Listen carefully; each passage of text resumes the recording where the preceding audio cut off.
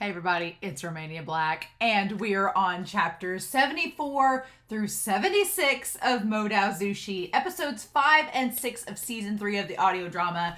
So yeah, WuXian and Cheng just had their battle.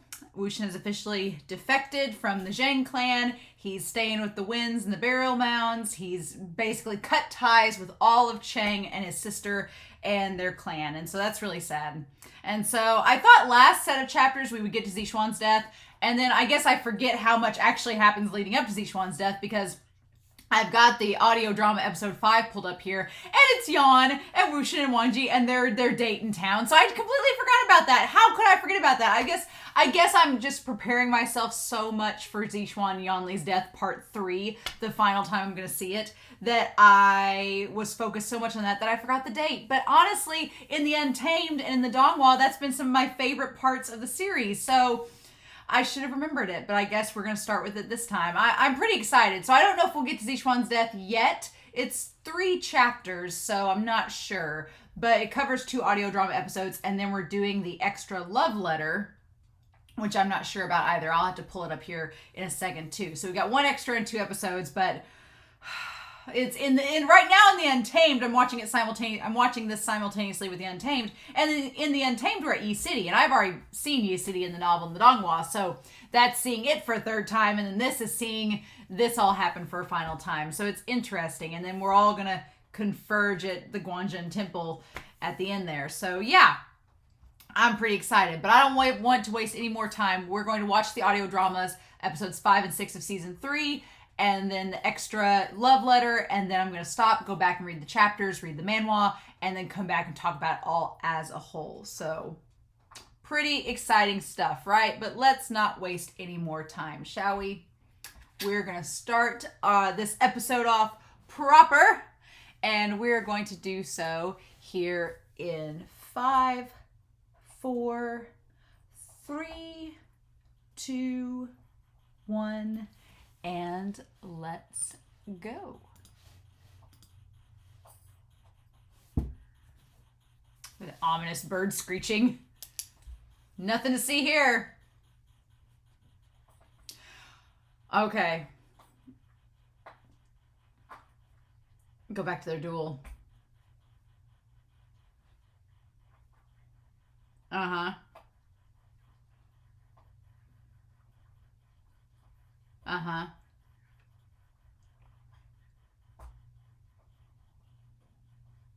Yep. So we pick up at that duel and him defecting. Oh, Cheng, honey. Ah. Ah. So you were at the scene? Ah. Earth-shattering. Okay. No one won. Okay, it was a draw. Ah. Cursing at each other and spitting out a mouthful of blood. Truly fallen out.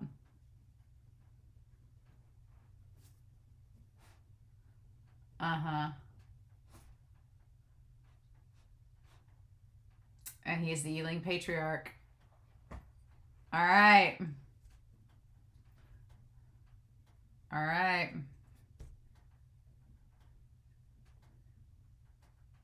And that's where the title comes from. Okay. Okay.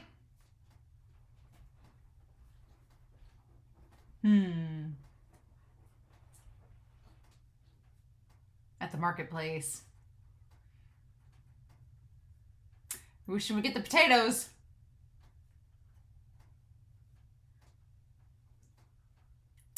More than 1,000 fierce corpses. That's too scary.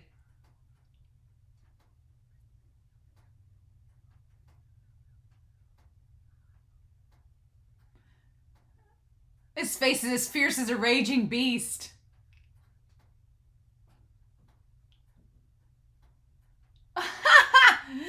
Protect me so I don't run into this demon. And this demon is this man asking for potatoes. And this is in the Untamed too. Nice, nice. Nice. Uh-huh. And I love how, like, comedic he sounds, like very lighthearted, it contrasting with, like, the dark demon nature. Oh!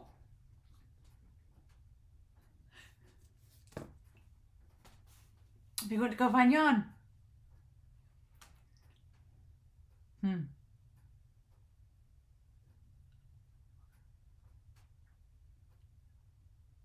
I gotta find my kid!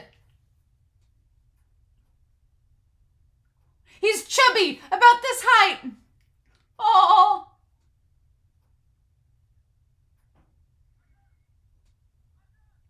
Oh no. And he's probably thinking of, like, when he lost Cheng.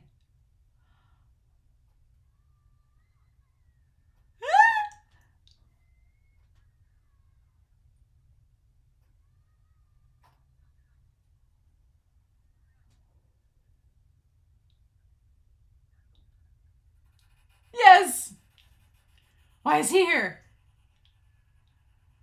Why didn't he comfort the child?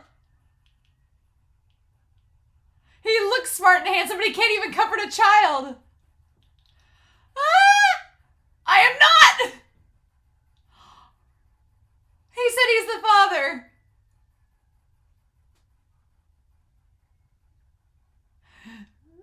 Back then I was the same too. I didn't know a single thing. Just have a few more. You'll learn. And Wangji's like, no!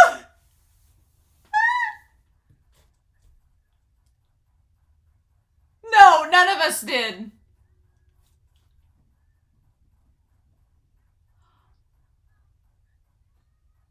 Where's the mom? Here he is.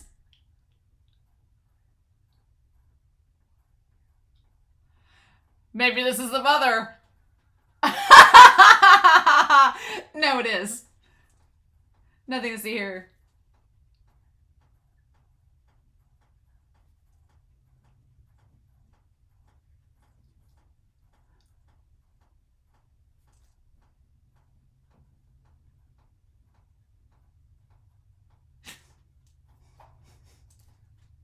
I'm joking. Like the one she thought he was serious for a second. By your icy face.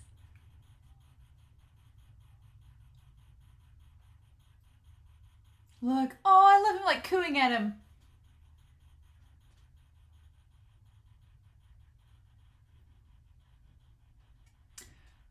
The grass butterflies. Oh.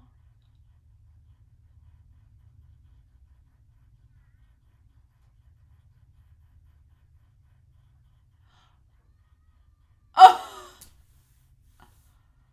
Why didn't you buy it for him? Yeah, did you not intend to buy it? Wangji's like, how dare you tease him?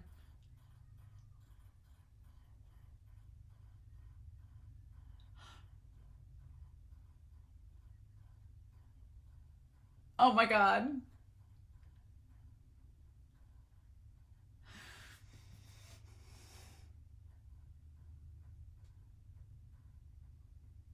Oh.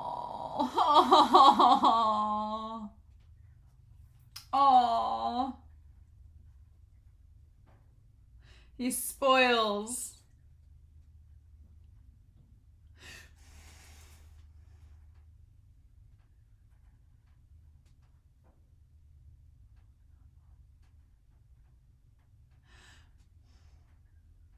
He likes you. He will not let go.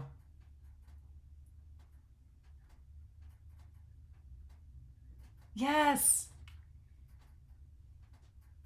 Uh-huh. Like a date. Don't be so heartless.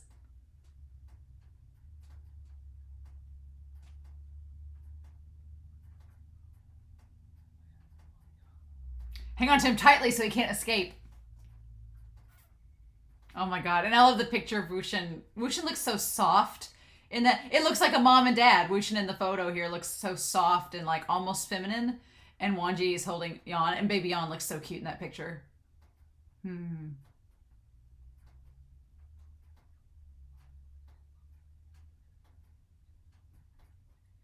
Uh-huh. You order. No, you order.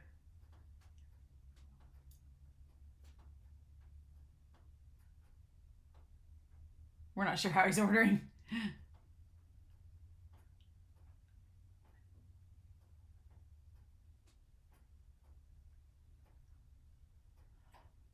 Oh. But he only got it because WuXian likes it. Not drinking.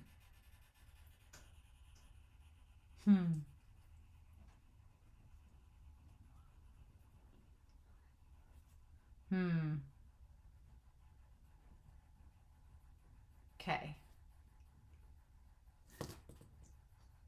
Oh. It's fine. Let him sit in my lap. Ah! Milk's a mom and money's a dad, huh?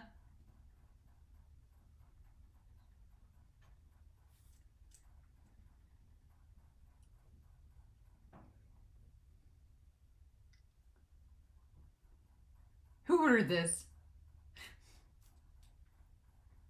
Oh. Oh. Oh. Do you know what like means? Your new dad. Oh.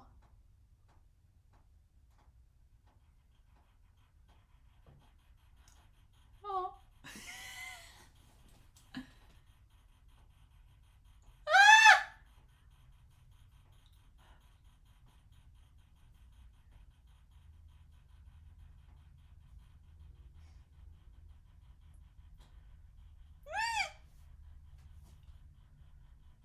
You haven't changed at all. No, he still loves you. Same as the past. Uh-huh. Ah.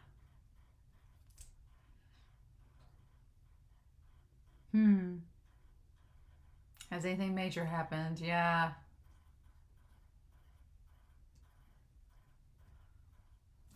Yeah, and WuXian just wants to know the gossip. He just wants to know what's been happening. Anything is fine.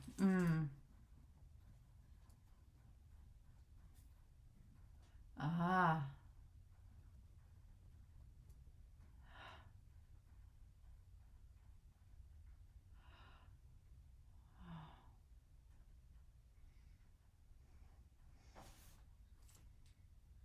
Oh. Why didn't anybody tell me?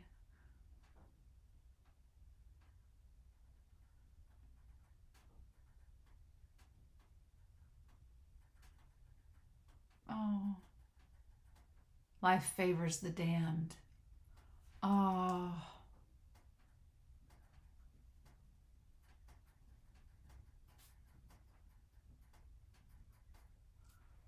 Why'd I ask you?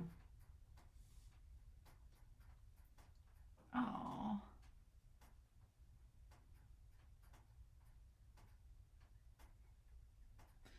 Oh.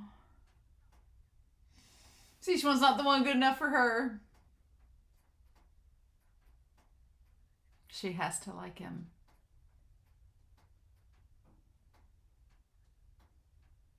She deserves the best person in the world. Oh.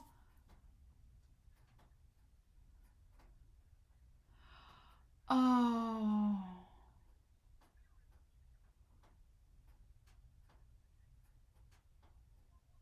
Oh.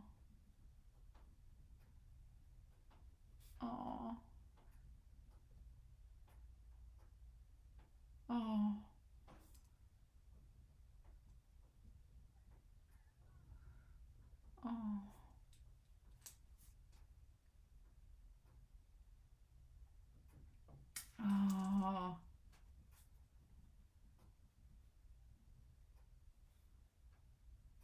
Feel dirty as clothes. Oh. Oh. Yeah, he is good with kids. He won't go back with me anymore. Oh.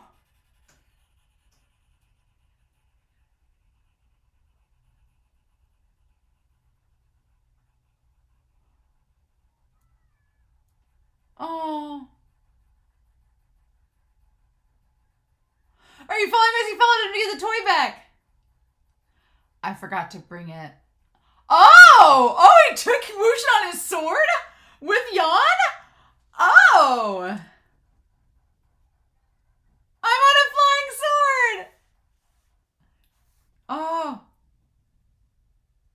Oh. Okay.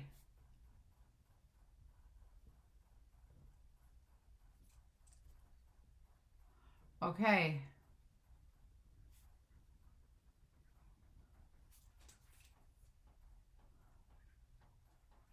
Oh.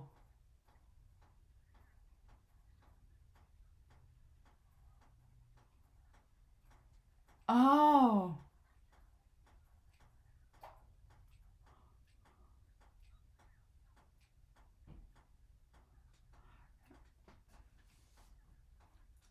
Yeah.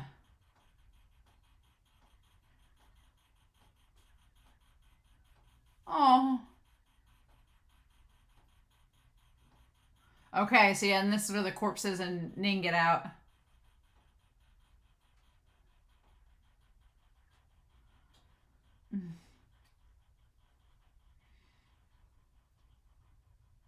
Oh. Ching's like, let me do it, I'm a physician.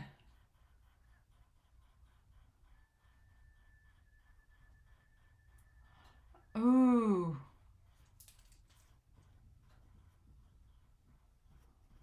Okay. I love this duet. I love this.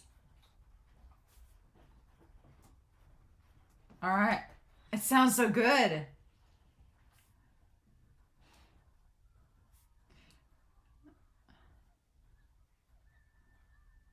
Oh.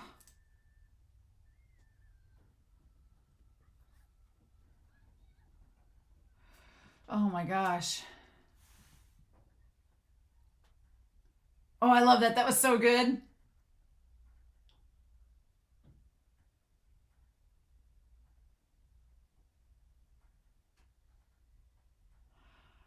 Oh man.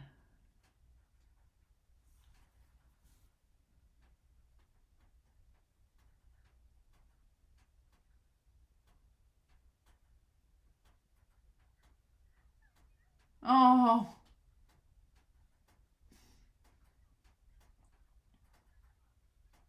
Oh, it's your sister. Master Wei did it.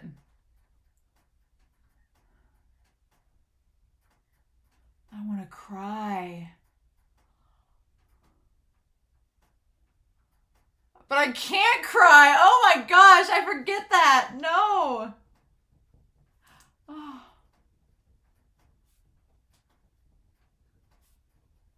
Oh yeah, this is when he first regained consciousness. Yeah. You're already dead. Oh.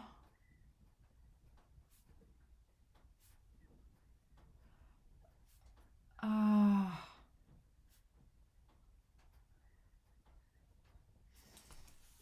Oh.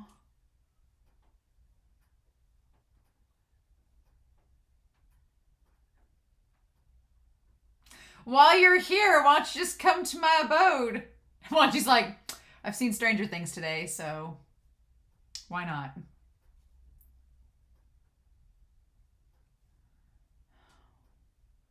Oh, trying to give her space.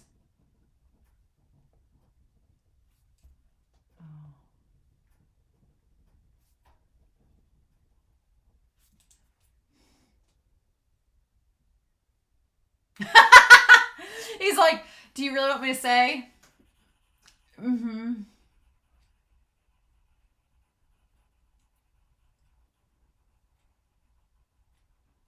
The slumbering demon cave.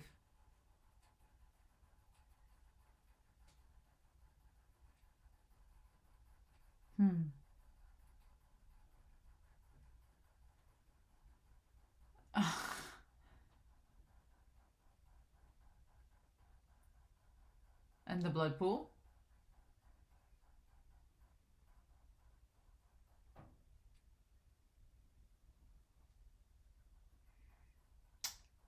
It's not creepy at all.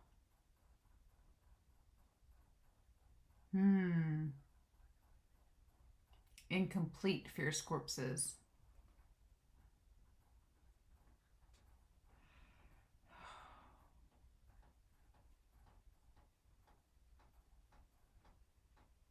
Ugh.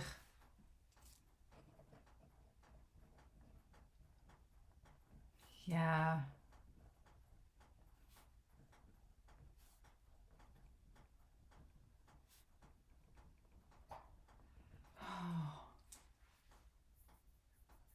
An unprecedented fierce corpse.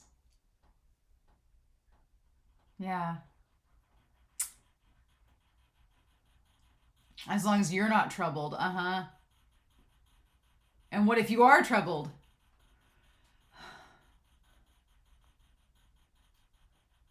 And I can't.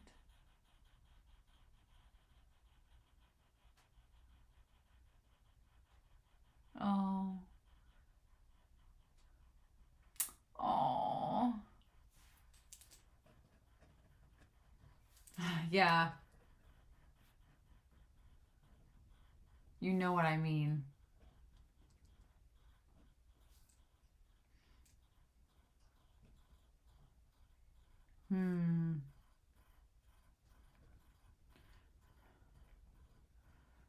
Oh. Oh no, don't dodge. No.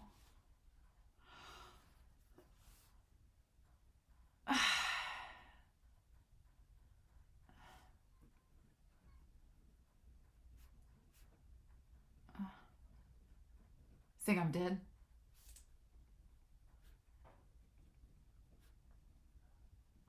Oh. You'll be the one crying.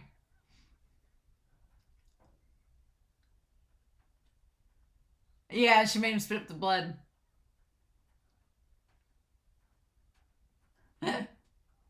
A woman's heart is the cruelest. I don't want any of it. Well,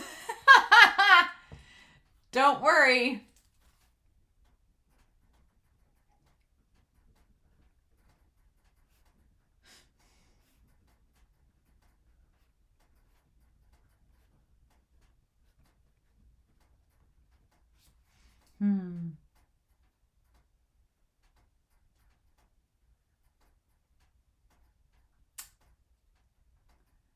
Oh.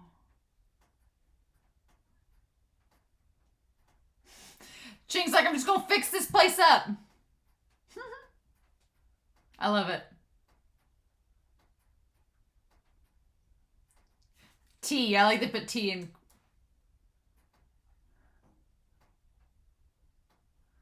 Oh.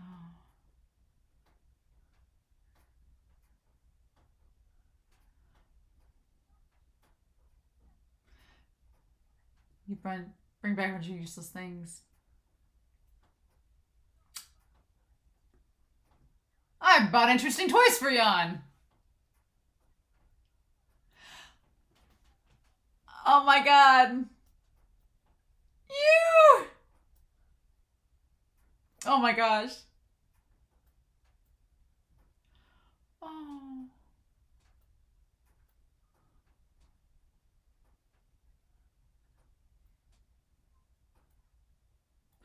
Oh. No.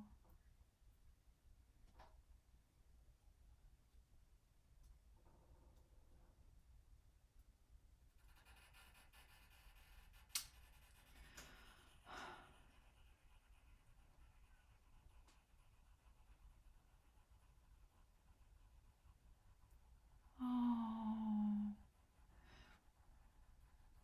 Oh.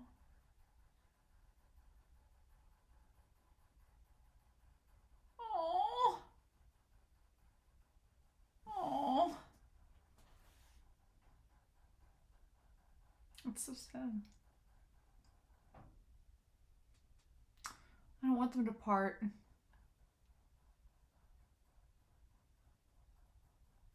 Yeah. What else can I do? Oh.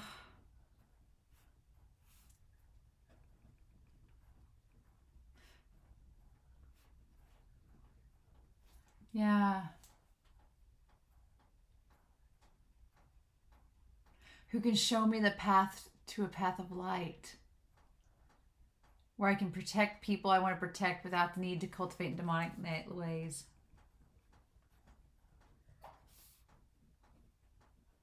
Oh. Oh my gosh. Oh.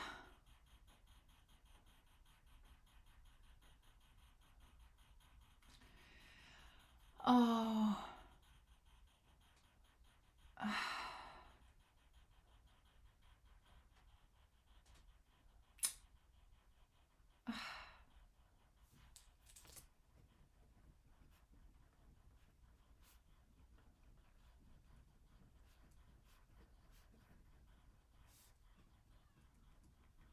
Oh.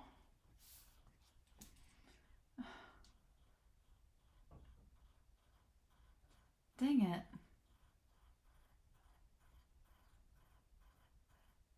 Oh. Man! I forgot to pay the bill. Now I owe Lanzan once again. He's rich. It won't have hurt him to pay for me again. Oh. Oh. I'll treat him again next time. What next time? No! No! No! Oh! Rich Giga!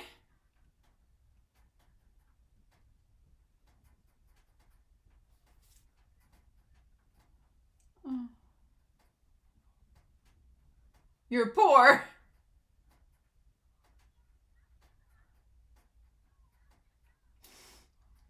Oh. You call him dad, and what do you call me?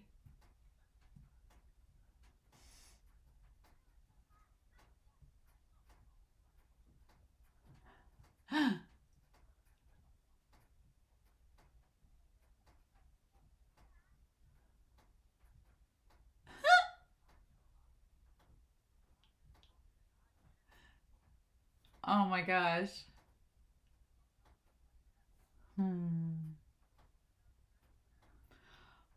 Oh. Oh my gosh. I still want Granny. Oh. And the song. Oh my god, this is too much. No. You're loving me with everyone. Oh. Oh. Why?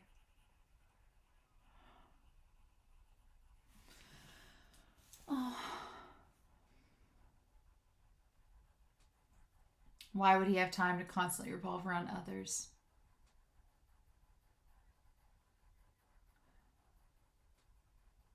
The bustling paved path of light, I'd choose to walk the single log bridge into darkness. Oh.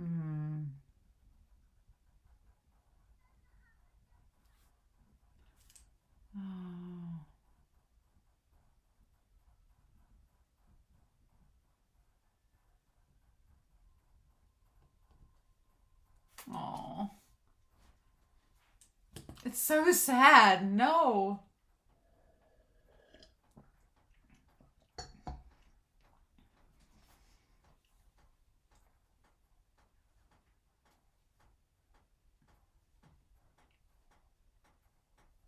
Uh-huh.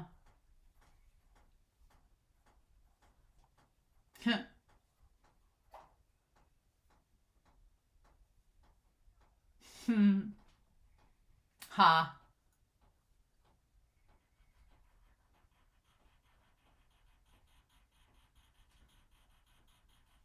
Hmm.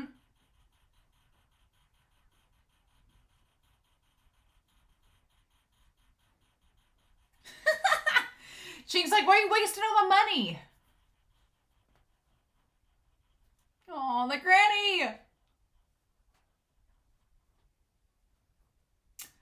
Oh, that. Mm.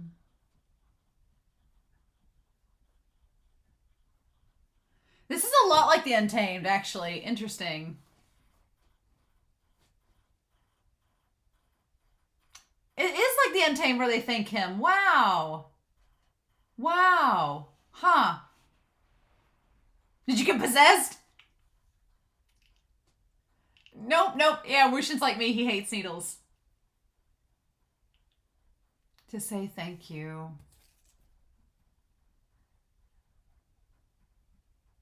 Hmm.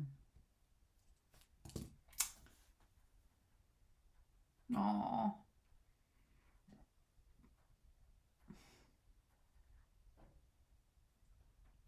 We'll have to dine together no matter what.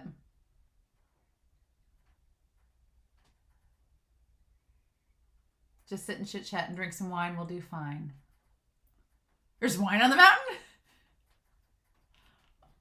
Oh, I love the voice of the fourth uncle.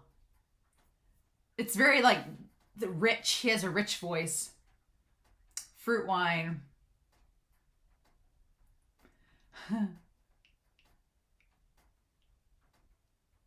Oh.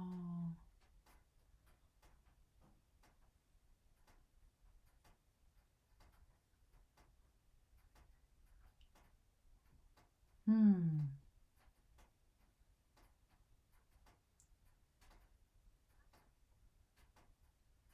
And fourth uncle. Oh. Yeah.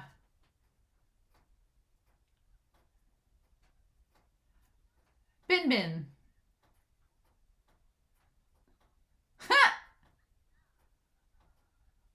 Win Bin Bin.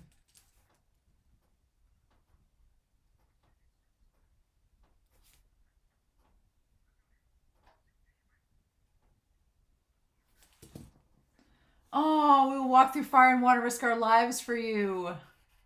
Oh, whenever you need us. Oh, this is setting up for like the donghua. Oh. Oh, wow.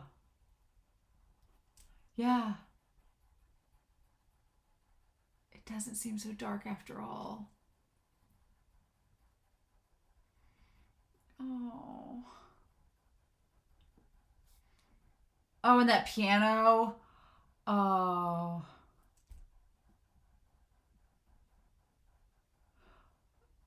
Oh.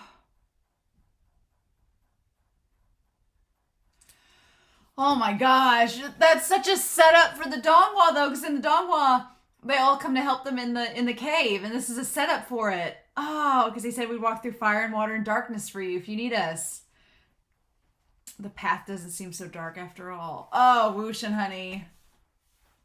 Damn. Oh, I can't wait to read these chapters already. Like, I'm so excited to read these.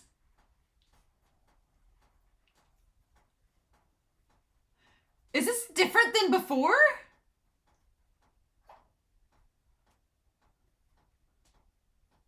No, this is the same one as before. I haven't gotten this song down yet. This feels like the outro music. It feels like the ED for if this was a donghua from the 90s.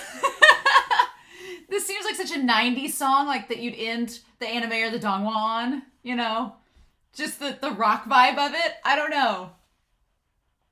It just has that like 90s feel for some reason. I can't describe it. Uh-huh.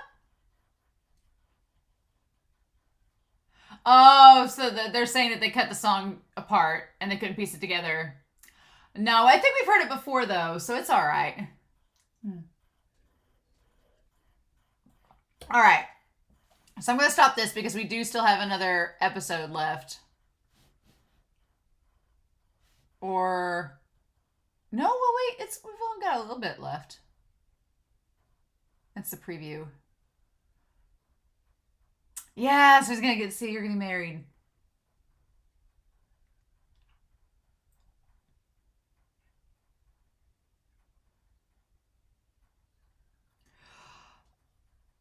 Oh shit. Oh crap, are we doing this next? Oh no, we are doing this next. Crap. Okay. Well, dang it. Okay, no worries. No worries. Yep, I'm looking at the picture now. It's all going down. Oh no. Oh no. Oh no, it's going down. Well, not good, Cotton. Not good, but we can't stop now. Well, that was a nice episode, so let's follow it up with this, right? In 3, 2, 1. Oh no. Crap. The strongest fierce corpse to date.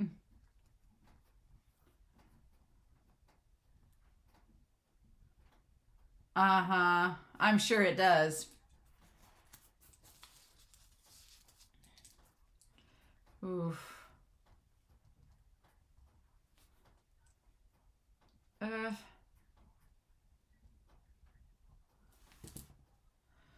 Oof. They couldn't go up the mountain any further. And make an offering.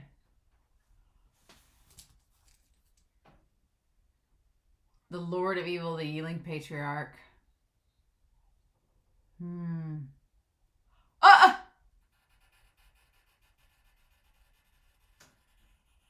Huh.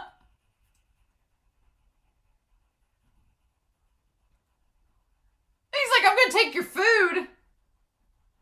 Because we need the food.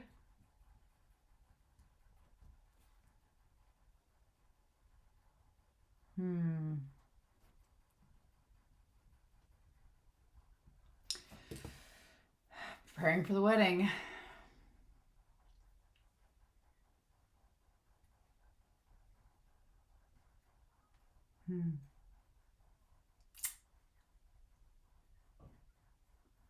Yeah.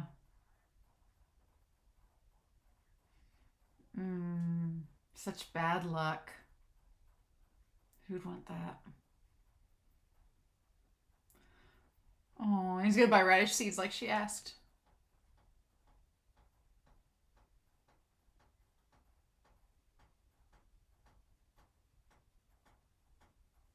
Oh. Okay. Oh, this whispering of the credits. Oh. Oh, we're setting up the tone with this. God, that picture is insanity of Ning killing ZIXUAN. Okay. Okay. All right. Cheng.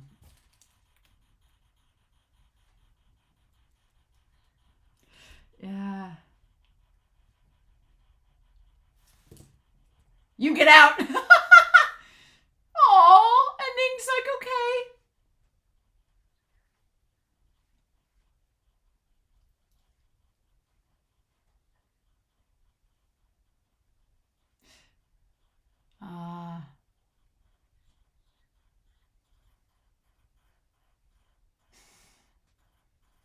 Shut up.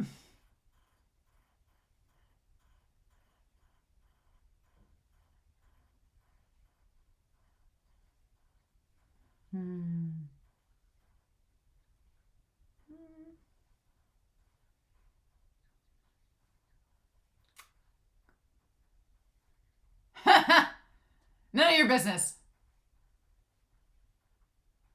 You can't see the groom. He doesn't want to see him. Who'd want to look at him? I just want to see the bride.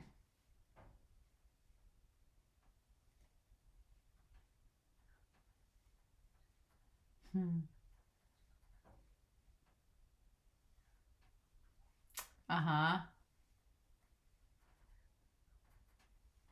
Because they're her brothers. Of course they'd say that.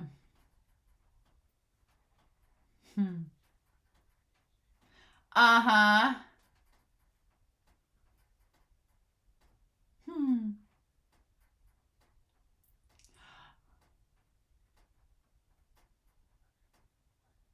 My yet-to-be-born nephew.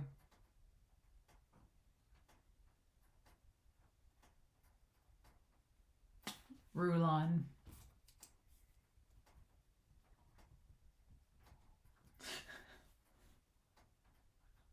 Likes lawn. Uh-huh. There's nothing wrong with the lawn sect.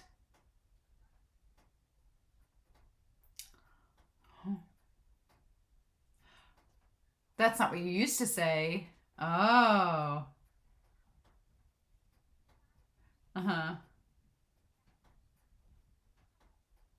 Oh. And of course she brings the get-along soup. Yes. Oh. And she gives it to him. Wow. So like the Untamed, she gives it to Ning too. Wow. I didn't know if that was going to be an Untamed thing only, but no, she gives it to him too. Oh.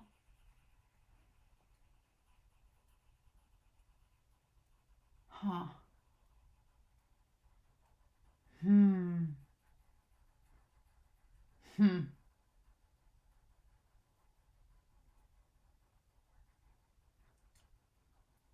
Ha! Nice.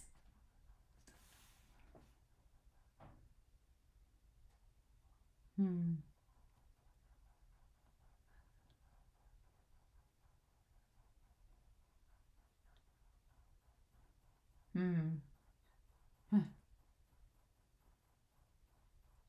Huh. I had a sling for over a month. Yeah, it was your left hand. You didn't even use it anyway.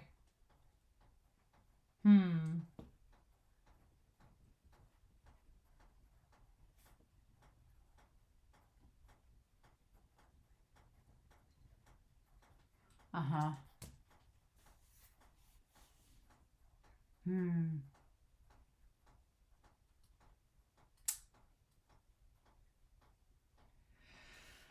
God, that's a good point.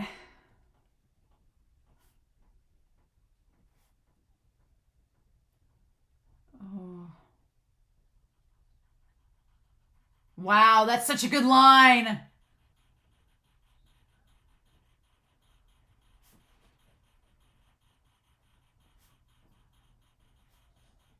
Wow.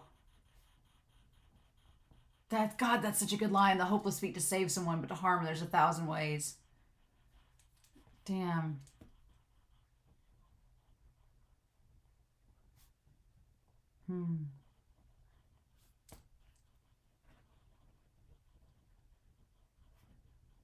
Wow. WuXian's all about sending these people off.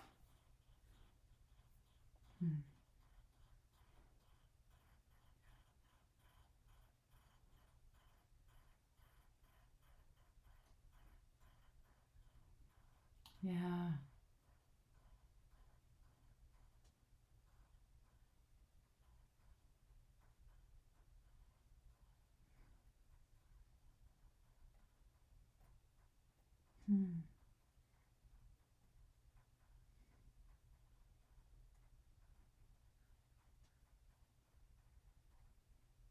To give to Yan. Yeah.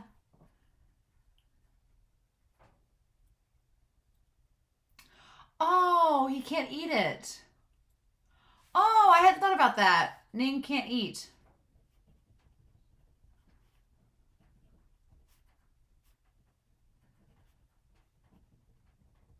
Oh.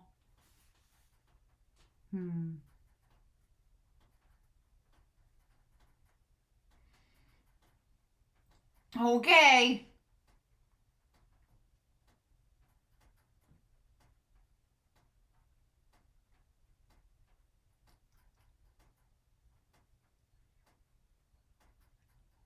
Ah, Sybil.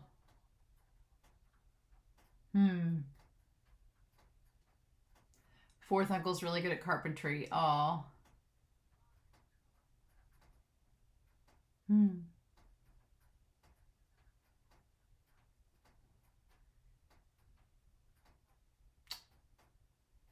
Okay.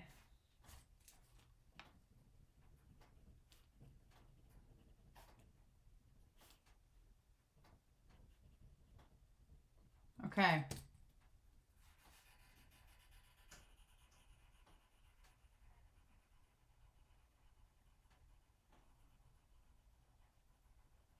Was it Wangji?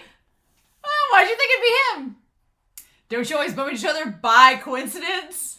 Ah! Ah! Oh.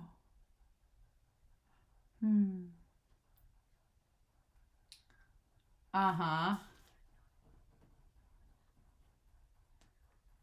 Ah. It's not as bad as word goes. We're pretty cordial.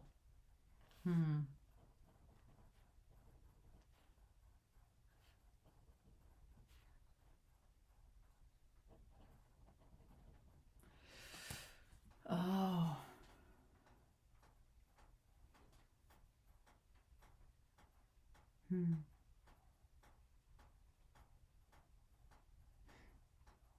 Yeah.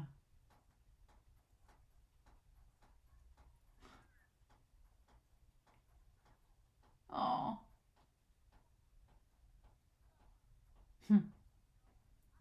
Ah, because the porridge was too spicy. I'll take your life. Ah.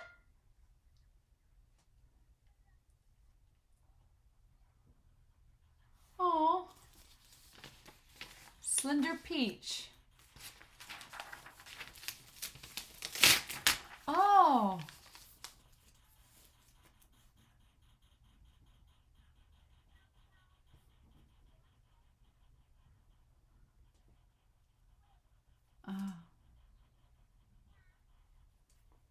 Oh.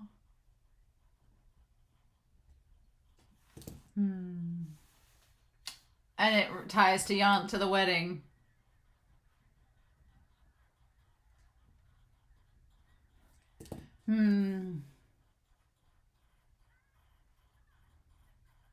Aw.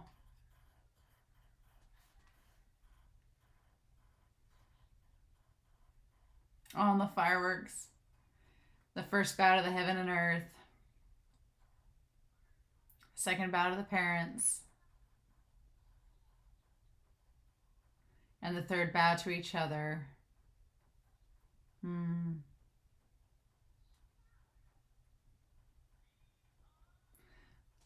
Sound like Yao was the master of ceremonies.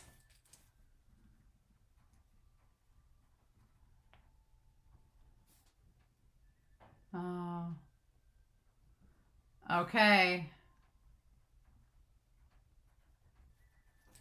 I love that. That was a year later.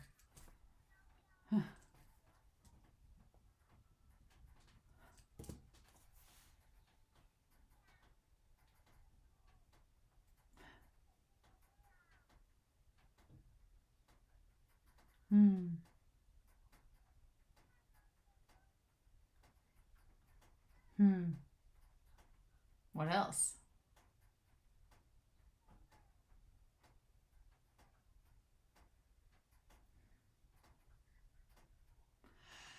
A life of complete happiness, huh? And fangirls died. No, true.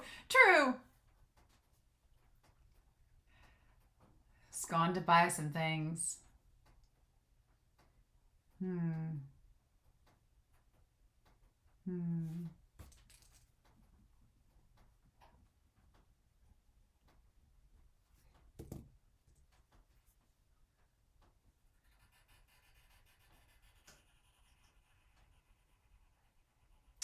The jade tassel pendant.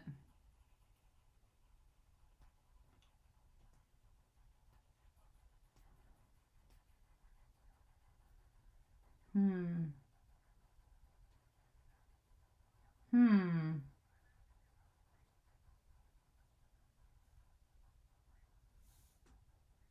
Hmm.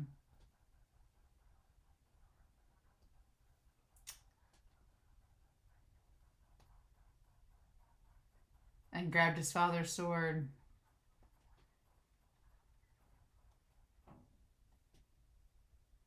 Yeah.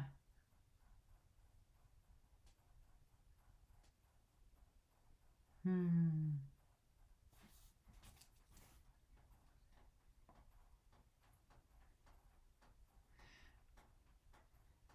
Hmm.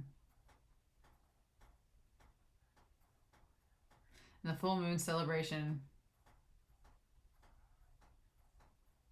And they're formally introduced. Okay, so that's a celebration. All right.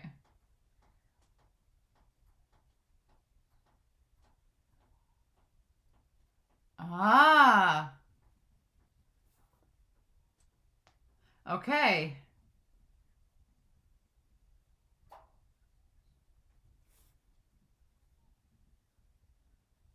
Okay. Hmm.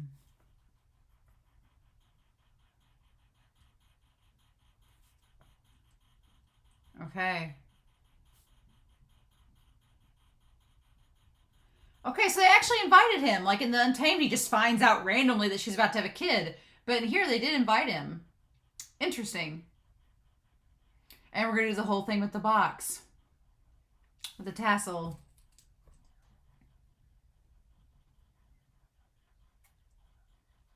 Oh gosh. I'm going to get a scolding from Cheng. Aww.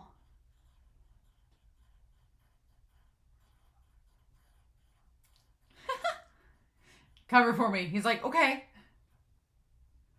Aww.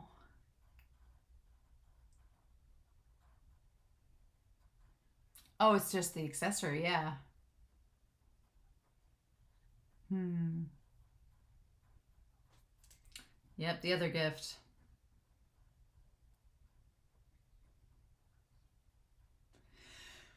I'm not telling you. Ning doesn't get the joke. No, he's just like, oh. Ah! He's a corpse. He doesn't care. He doesn't know.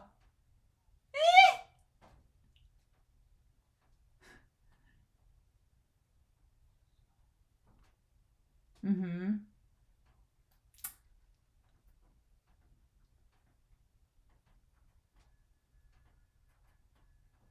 And the silver bell.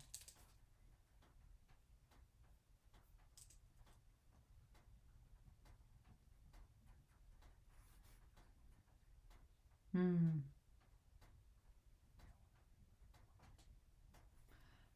Ah. Oh. I can feel it.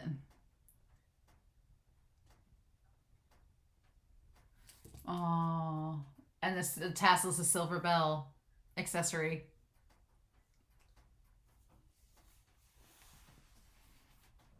You have to hold back. Oh my god, no, he did say it. Oh, Ning. No.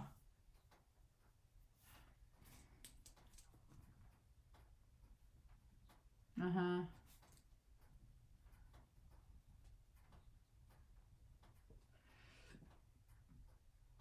Mm-hmm.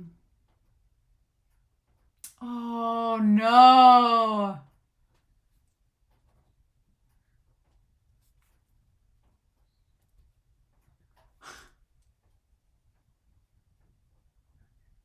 Oh my god. Oh. Oh my god. Ah, it's all going down. No.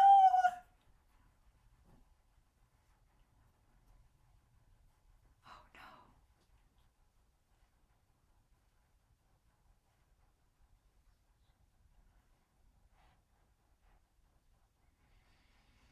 And we're back on that Chongqi Road.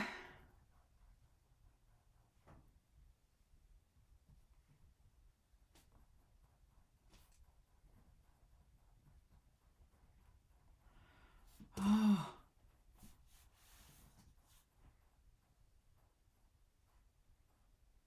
It's really quiet.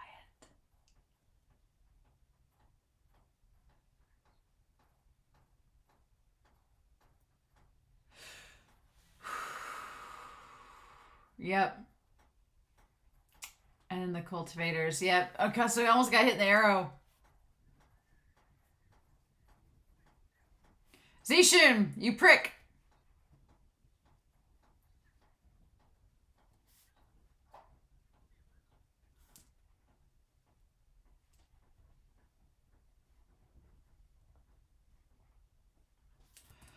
Oh my god.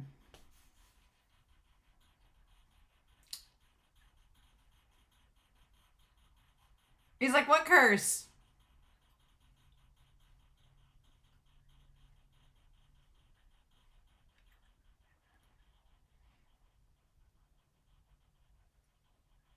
Yeah. 1,000 boils, 100 pits.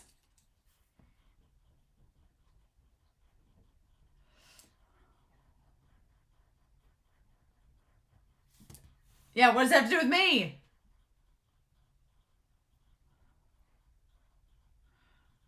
Oh my god, no.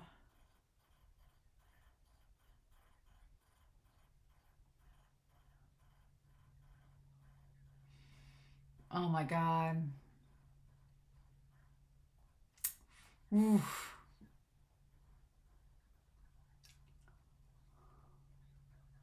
Yeah, no.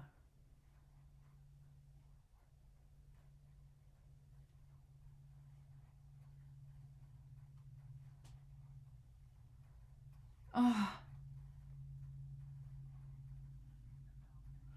With just a few hundred men. Oh my gosh.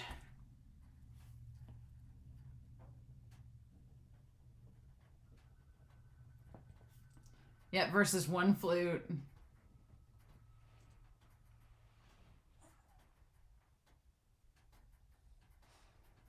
Oh. Oh. Oh.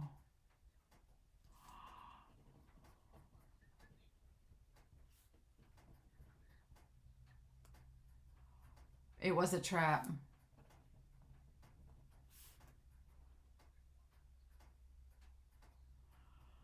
Oh, WuXian honey.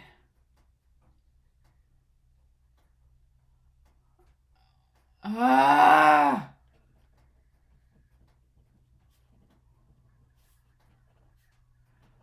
Ah!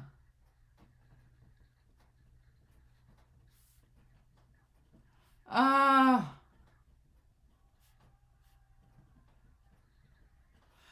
Oh my gosh.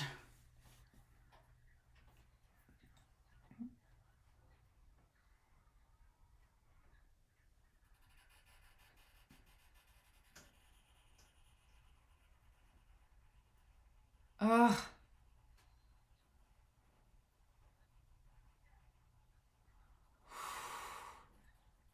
Oh, ZIXUAN.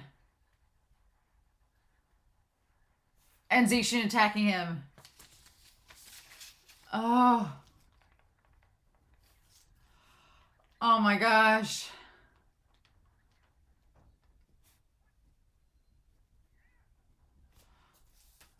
Oh!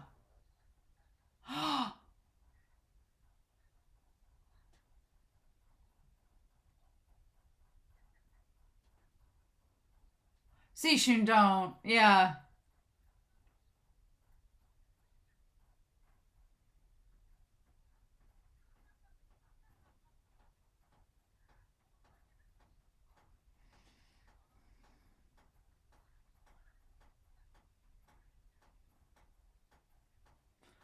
Oh.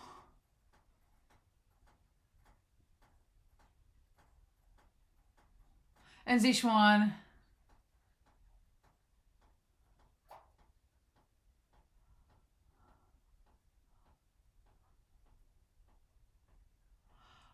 Oh.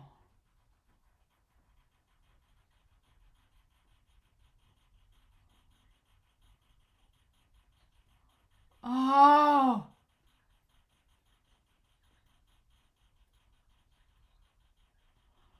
Oh.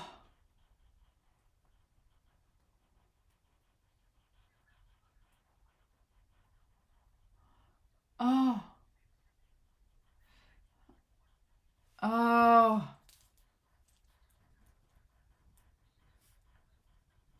Yeah.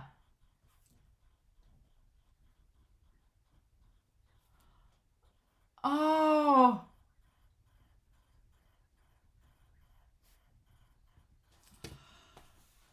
Oh my gosh.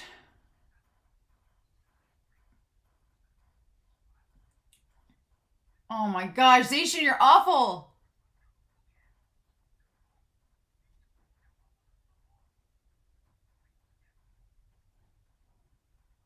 Oh.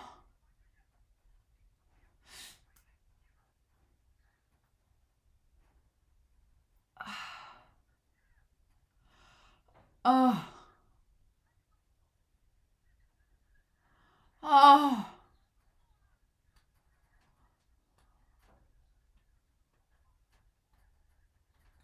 ZIXUAN was just trying to help.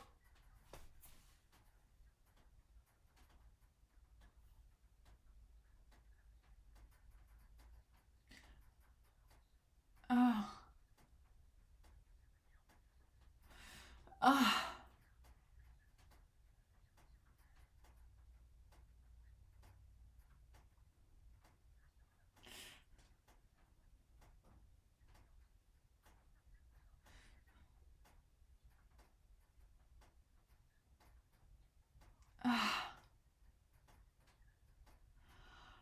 Oh my god.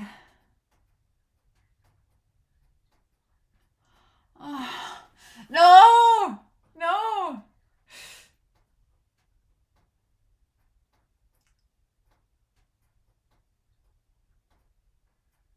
Oh, that sound.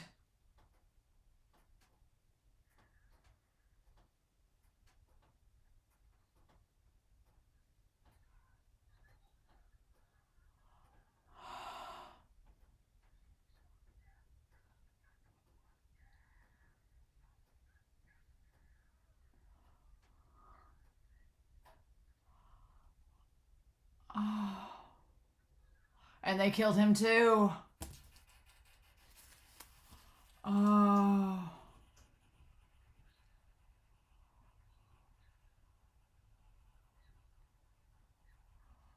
Oh.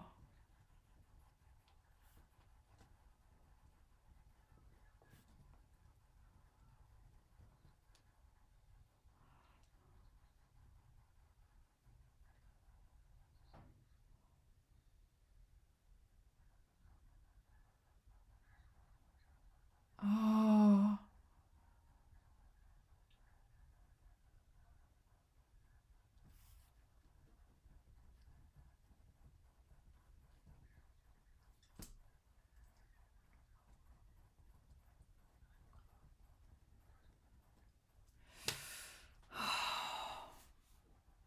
This music!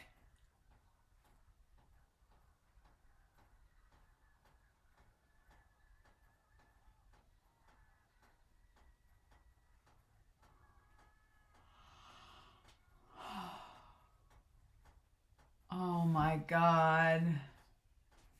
Oh my god. Like fireworks. Like the fireworks at the wedding. Oh my gosh. Oh my gosh. No. Wow. I'm gonna have to read this. I took a lot of notes. I've taken like 3 pages of notes. Oh god. Mm. Oh my gosh. Yeah, no, WuXian just got so mad at him, and it's just the bell getting destroyed. ZIXUAN destroying that bell. It just pushed him over the edge. It's like nothing he could do was ever going to be enough. And then thinking that there was no chance if he went to the koi tower, there'd be no chance for him, and his anger. I want to read the chapter though, because in the audio drama you can't tell if there's anything happening under the surface with Ning. You can't tell. It's just, and the sound of that punch, the sound of it like going through him. Oh my gosh, that was just like, ugh. It was like visceral. Blech. Blech. Mm-mm. Mm-mm. That was a lot. It was quite a lot. ZIXUAN. And ZIXUAN, he's framed in such a good light in this. Like, he was trying to tell ZIXUAN, like, what are you doing? You came here without telling me. Why are you here? Like, stop. Pull your men back. Like, I invited him. Like, ZIXUAN being such a good person in that moment. And, oh my God. What's this preview like?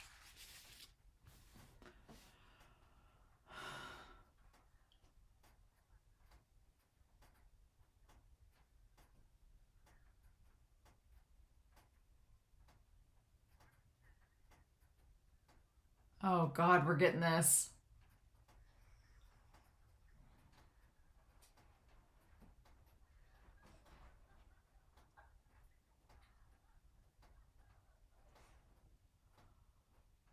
Oh, buddy. So we're doing that next episode. Awesome. Oh no. Ah! Well, okay. Great times.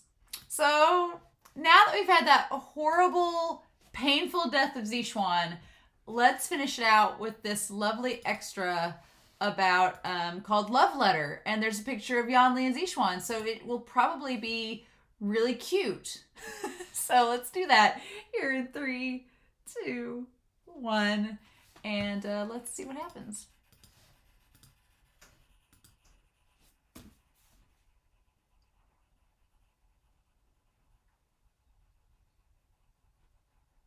Mm. Oh.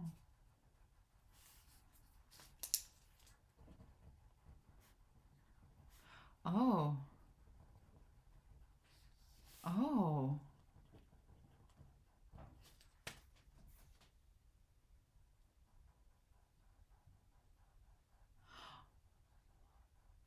Oh.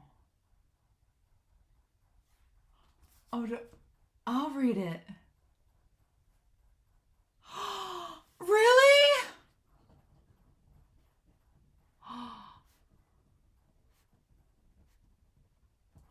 No.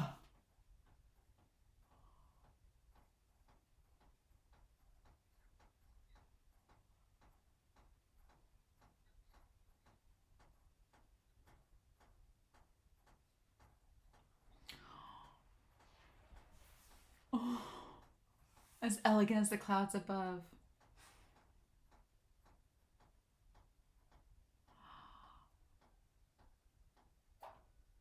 Shut up. Oh my God, no.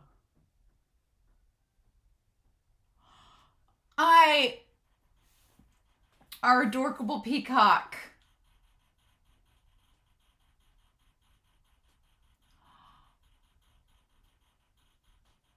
Oh my gosh.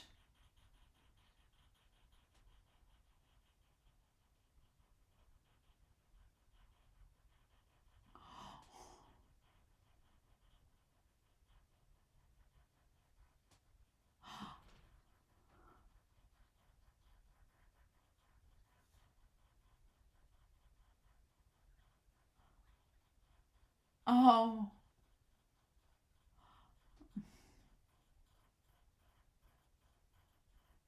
Does that mean you like it? Of course it does.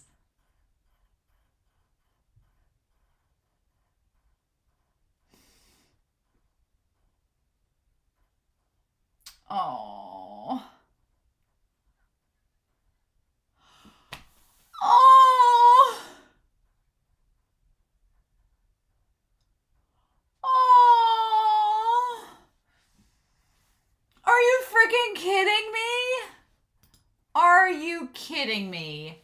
Oh my gosh.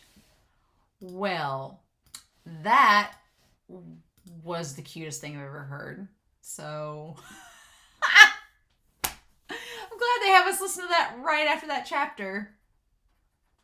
So yeah, I'm going to go now, and now that we've suffered through that, I'm going to go read those 3 chapters, and then we'll come back and we'll just have a fun little chat about this. It got cold, so I had to bundle up with a blanket. So, these chapters, oh my god. So, so ZIXUAN did die in this chapter, and yeah. I'm actually really impressed because a lot, the Untamed, I had really expected a lot more of the Untamed to be... when I started the Untamed, I heard it was more fanficky was the word that I had been told. But honestly, it's a pretty faithful adaptation to the novel. It just can't get away with some things because of censorship, so they change a few things, like the puppets and the yin iron. There's a couple little things here and there that are changed to make more sense with the censorship, and because they add Cheng and Ning into the story and Yanli into the story during the Gusu flashbacks, they have to change a few things, and the character dynamics are a little bit different, and they're more expanded upon.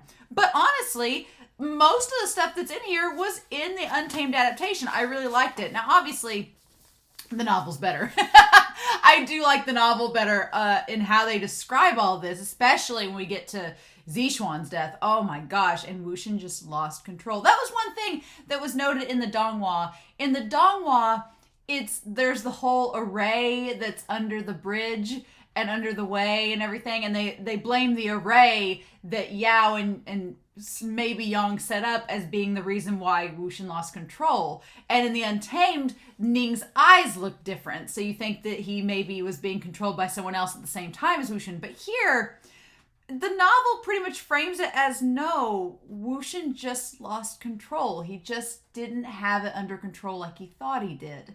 And back when Ning got out of the talisman and everything, and obviously I've not read the rest of the novel, so it may turn out that there was someone behind it, but in the donghua, it's like somebody had messed with the talismans, right? And people suspected it was maybe sushi or somebody visited the cave, but no. In this, the talisman just acts up and Ning gets loose, and WuXian's like, who did this? And they're like, nobody. And it's just the fact that he just lost control.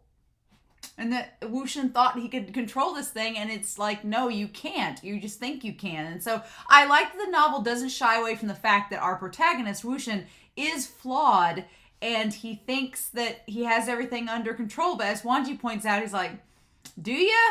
And then we find out he doesn't. So it's interesting. There's also ties I'm realizing with WuXian to a character from another show that I'm watching.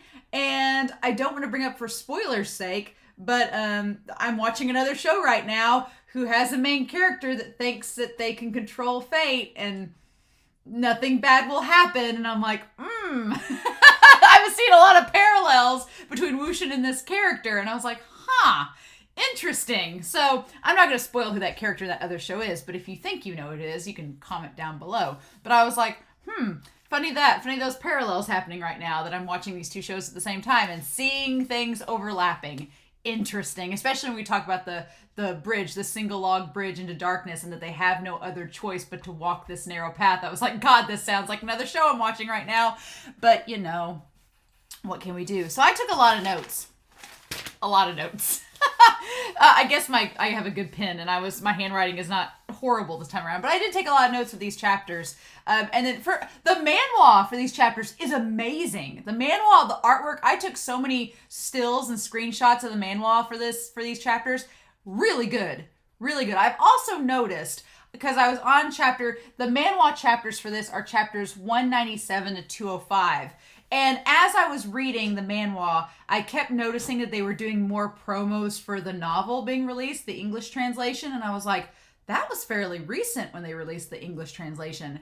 Where are we at? And I've noticed that the manhwa only right now goes up to chapters 222. And I'm on chapter 205. So it may get to a point in these reactions where I can't talk about the manhwa too much anymore because I'll catch up. I can't believe I'm catching up with the manhwa. it's kind of crazy. So I make it to a point where I don't have the Manhua chapters to talk about. And I may just have to talk about them on Twitter or through Patreon or something like that and bring them up. But, I just hit me today that I was catching up to the Manhua, which is kind of crazy. But yeah, so chapter 74 through 76, it ends, the audio drama ends in a weird place, and the chapter ends in a weird place. So I stopped on page 656 is where I stopped. And I'm going to pick up next week. Next week's going to be chapter 76 through 82. So it's going to finish up chapter 76 and then go on to page 82, or chapter 82, and it's episodes 7 and 8 of the audio drama. Which I'm sure is going to cover Nevernight and Yanli. So there's that. Next week, we'll finish up the Death Trio. It's going to be fun. But yeah, I had to pour some hot tea because it is cold. It's gotten cold while I was reading. But yeah, so we pick up where we left off with WuXian being expelled from the Zhang clan, and they called it, and I like that the gossip is a big part of these chapters, the fact that there are the gossipers, and they say, because they're like, who won the match? Was it Cheng? Was it WuXian? And it's like, well, it's neither of them. It was a draw.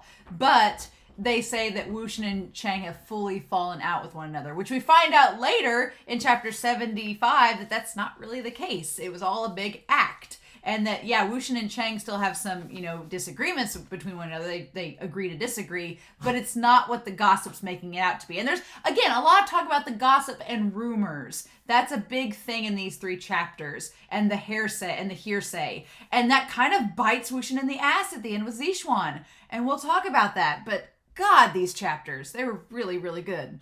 Really good. And the audio drama, at this point, I'm numb. At this point, I'm numb. ZIXUAN'S death was horrifically sad. The Manhua makes it really sad.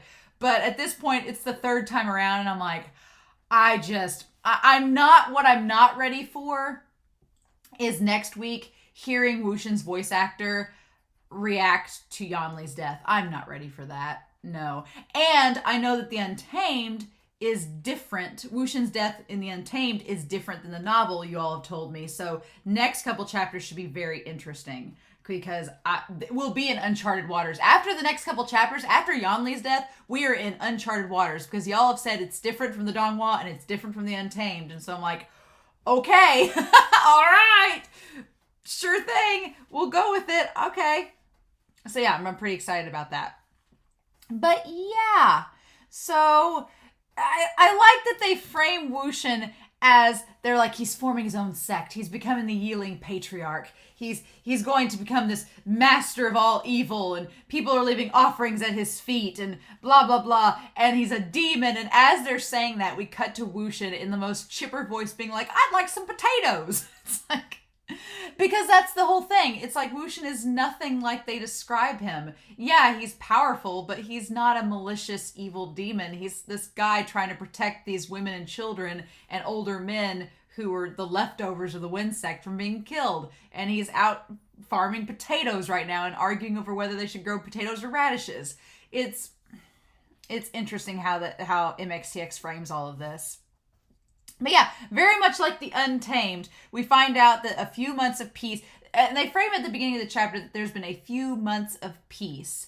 And I liked the novel describes that WuXian, he can't sit still for long. He always has to be moving, and he always has to be active and doing something. He has like a restless mind. He can't sit still in one place. And it's such a fun contrast to Wangji, because Wangji's the type of person that he could sit there and do calligraphy and be calm and collected for hours on end. And WuXian has all this like nervous energy. He's like, I need to do something. He's like mad scientist energy, right? And we find out that Yan is the son of Qing and Ning's cousin. That's how they're related. Okay.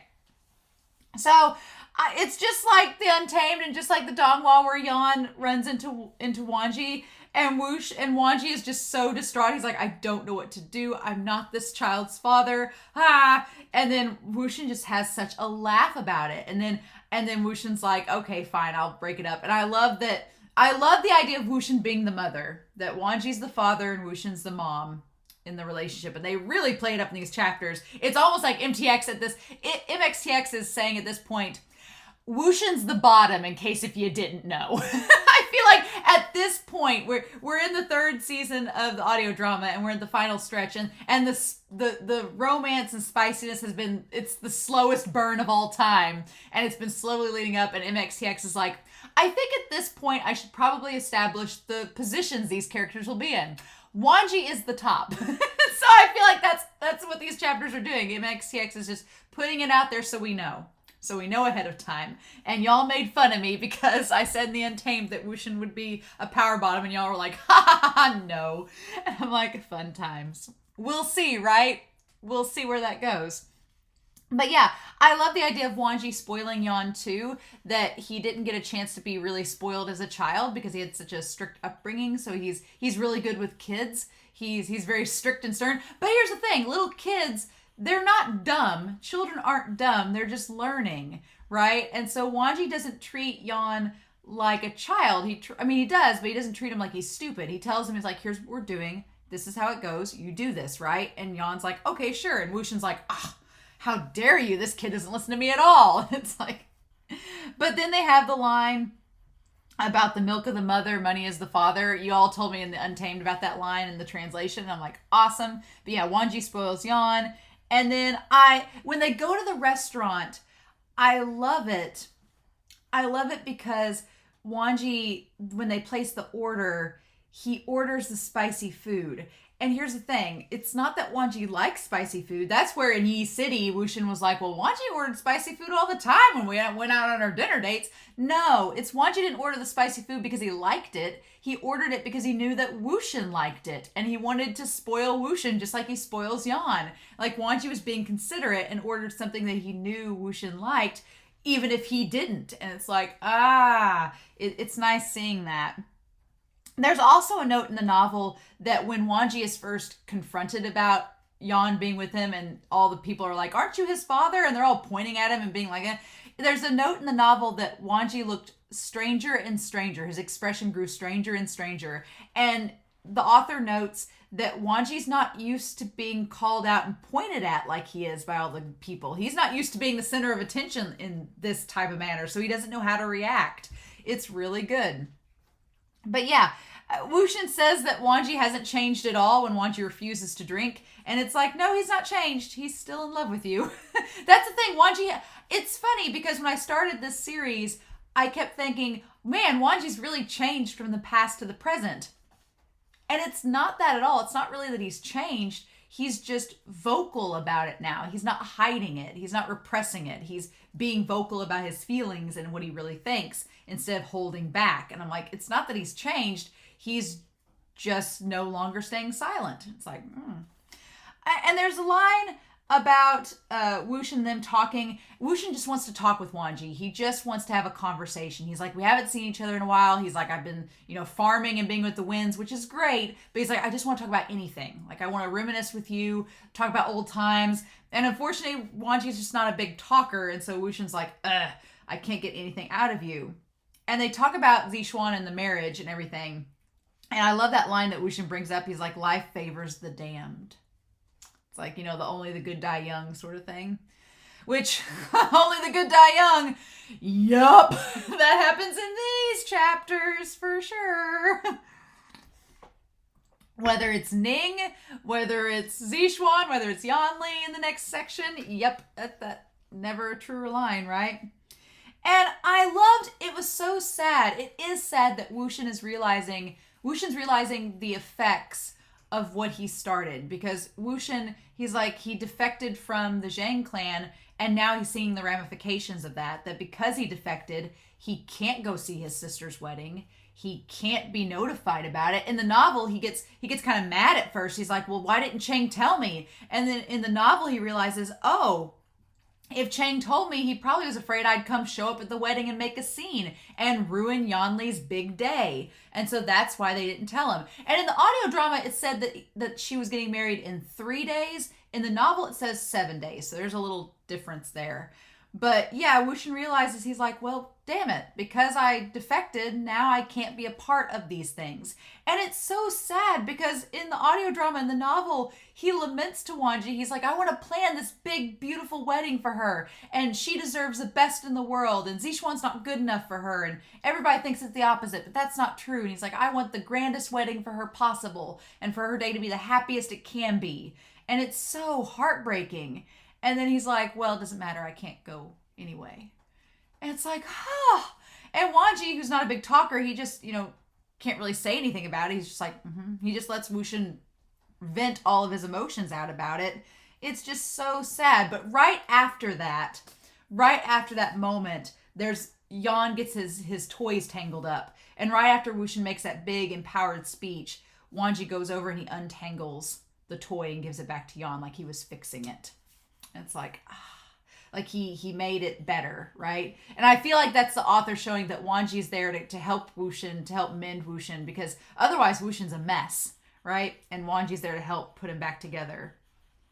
But yeah, then there's the Talisman Burns, and WuXian's like, something's happening at the burial mounds. And I love that this obviously wasn't in the Untamed, but I love that I can't remember if it was in the donghua or not, but WuXian gets grabbed by Wangji, and Yan gets grabbed, and Wangji just flies him back on his sword. And I love WuXian's like, thank you for flying us back at the last minute. And Yan's like, I'm on a flying sword. It's like, it's great. But then, yeah, they get back. And in the novel, WuXian is like, why? What happened? How did the talisman get broke? And in bold, like, it's very rare that the novel puts things in bold. But in bold, WuXian's like, who touched it? Like, who messed this up? And none of them can answer. They're like, nothing happened. It all went awry. So, again, it ties to what Wangji warns him about later. WuXian's like, well, as long as I'm here, as long as nothing happens to me, I'm fine. And Wangji's like, but what if something does happen to you? What if you're not there?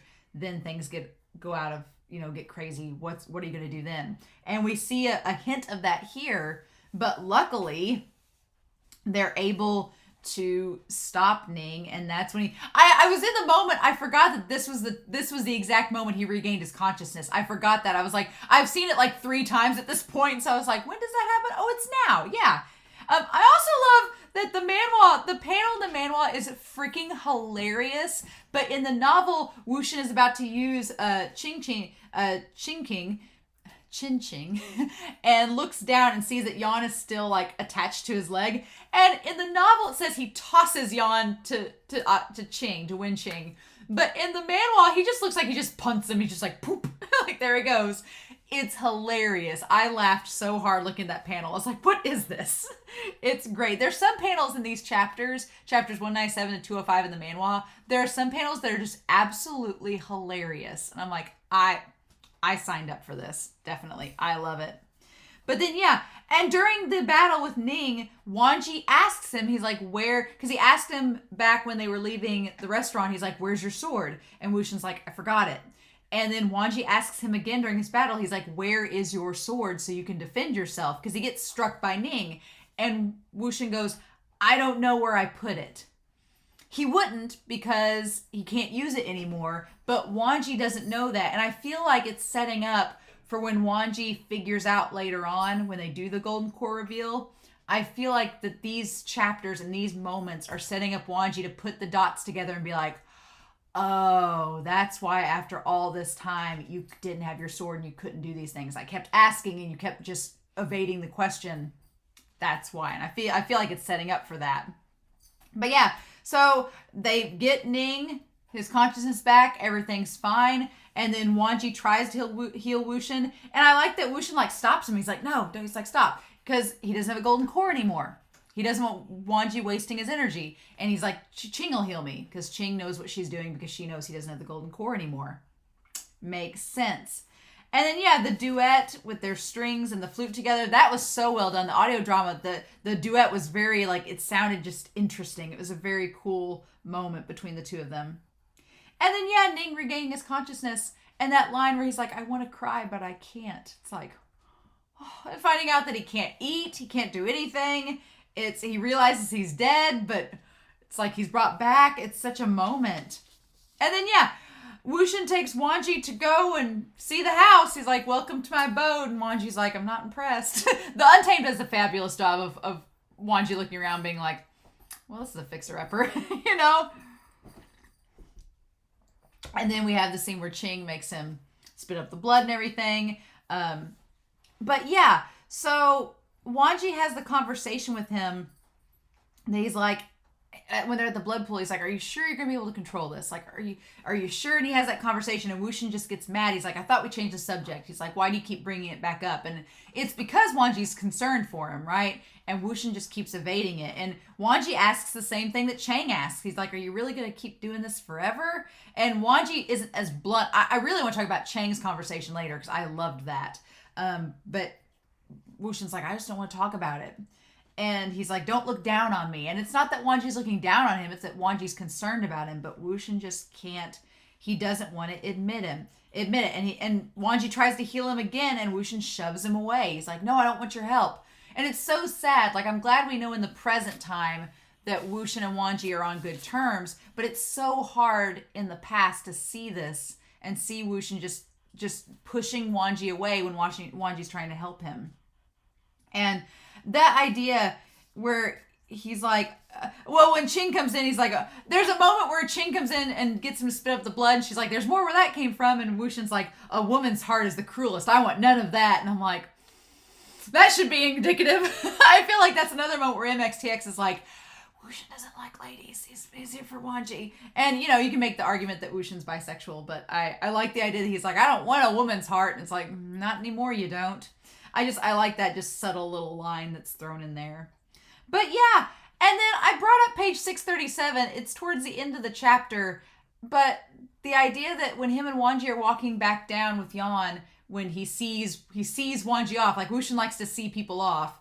And first of all, in the novel, Wangji like softly stroking Yan's hair. I'm like, stop it, novel. And it's just setting up Wangji taking Yan. It all makes sense. If you know in hindsight, you're like, all these little moments with Yan, you're like, Wangji's going to take him away. And even in the restaurant, Yan's like, WuXian goes, man, Yan, you just want to go back home with Wangji, don't you? And it's like, well, and we'll talk about that here in a second. But yeah, they have this discussion and it's like they try to find some way around it. But I loved on page 637 that it says here, a moment later, Wei Wuxian spoke up. Lanzan, you asked me if I intended on staying like this from now on. To be honest, I'd like to ask something as well. What can I do apart from this? He continued, give up the demonic path? Then what about the people on this mountain? Give them up? I won't be able to do that. I believe that if you were I, you wouldn't be able to do it either. He continued, nobody can give me a nice broad road to walk on. A road where I can protect those I want to protect without having to cultivate the ghostly path. And that's so true because it's him saying without saying it. I mean, it's a double layer because on what Wangji doesn't know is he doesn't have the golden core anymore. He can't cultivate anymore. The ghostly path is his only option to protect them. But he's also like, what other options are you going to give me? And it says, Lan Wangji gazed at him. He didn't reply, but both of them knew the answer in their hearts. There was no such road. No solution existed. Wei Wuxian spoke slowly. Thank you for keeping me company today. Thank you for telling me the news about my Shiji's marriage too. But let the self judge the right and the wrong. Let others decide to praise or to blame. Let gains and losses remain uncommented on. I too know what I should and shouldn't do. I believe that I'll be able to control it as well. As if he'd anticipated such an attitude since a long time ago, Lan Wangji nodded slightly and closed his eyes, and that marked their farewell. So yeah, it's Wangji. Wuxian's like, Wangji, don't worry about me. I got this. You know, I'll do what I have to do. I know what I'm doing. I can be in control about it. And there's just no other option. Again, I'm thinking of another series I'm watching, and I'm like, man, that really hits home. Like, there's just no other way. Okay. And so it really sucks. He's like, what else can I do? And in the audio drama, he's like, I need a path of light to protect. He's like, I wish there was a path of light that could allow me to protect the people I want without demonic cultivation, but there's not. And it's like, And WuXian says, he's like, I know what needs to be done and I'm in control. And it's like, okay, sure you are. And Wangji's like, there's no point in arguing with him at this point, right?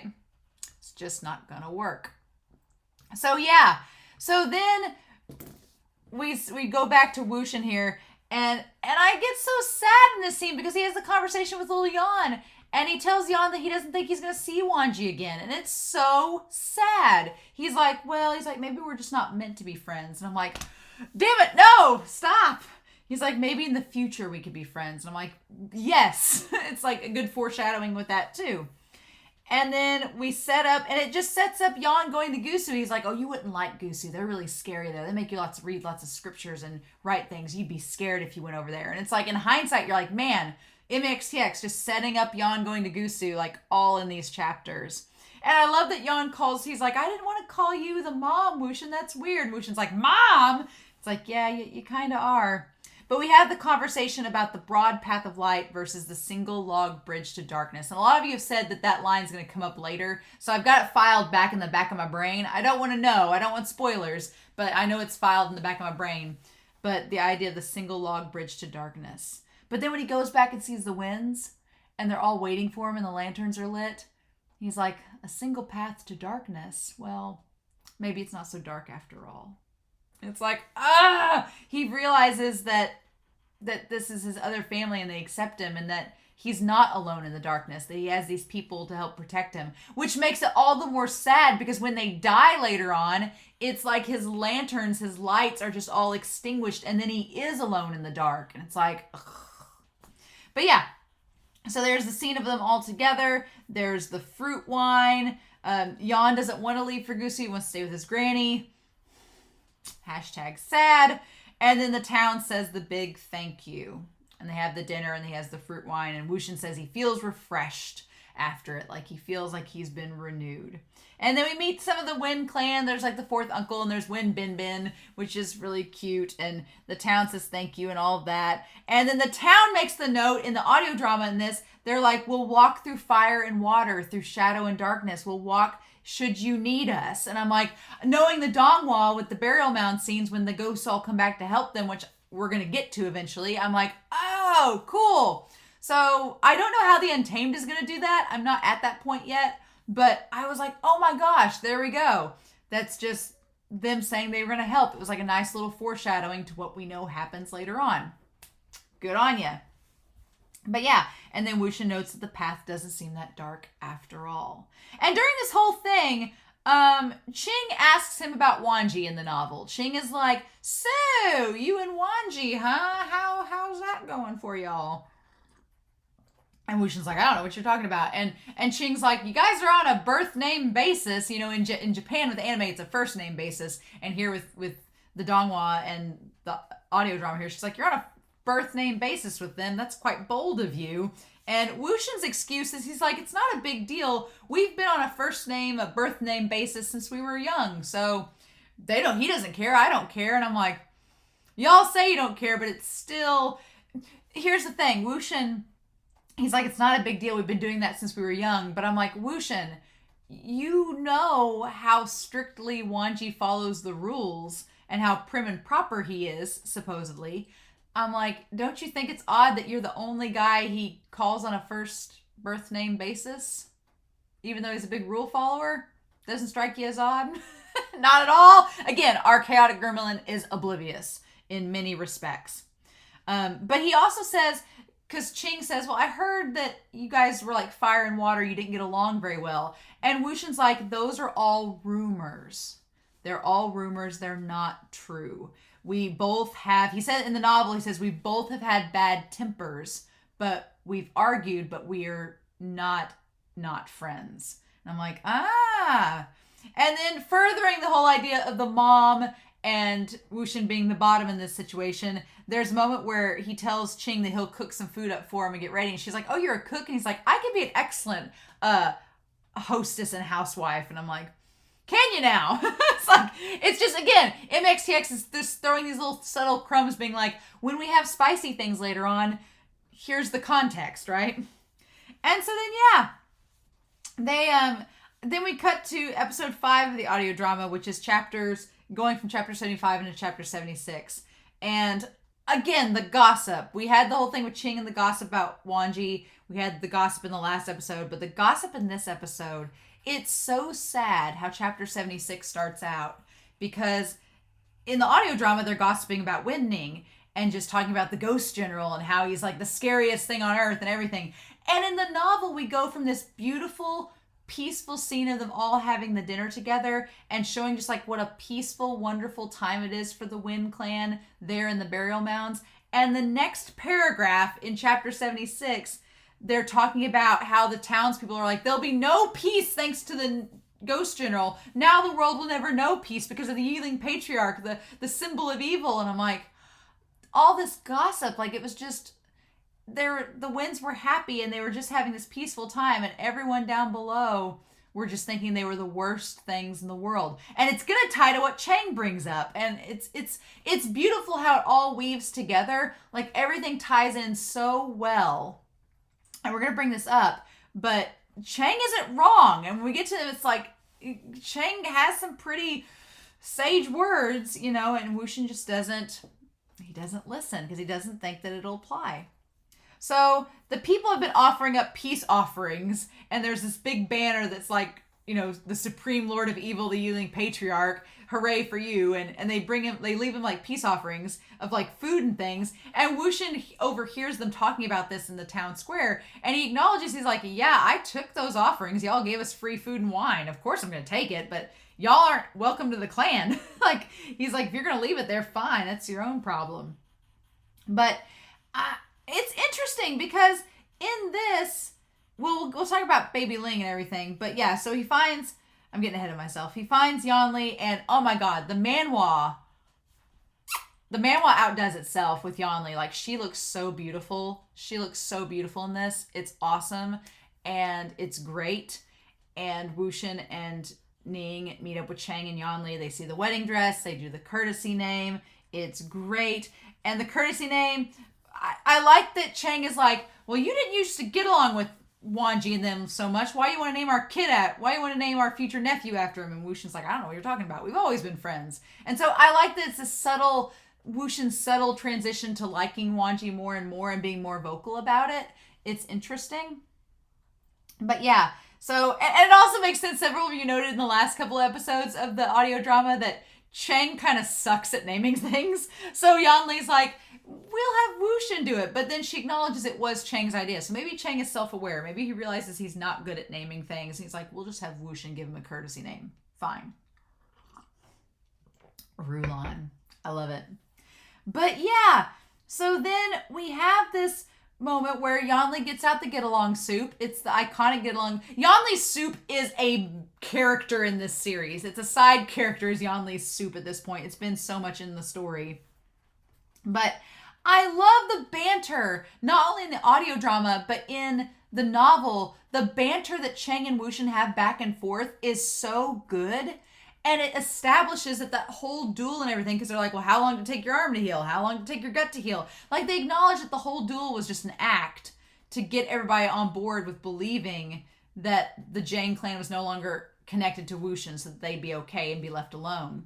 And that they are having to meet in secret to keep the act up. And so it's really cool. But I love their banter. Like, it's such like brothers. Like, they're just arguing back and forth about things and talking about like who's better at this and so and so. And it's really good. But then it takes a turn. And I love this conversation. I absolutely love the conversation between WuXian and Cheng. And Cheng's not wrong. Because WuXian is under this idealistic, and Cheng calls him out for being naive. WuXian's like, well, as long as I don't cause any trouble, we're fine.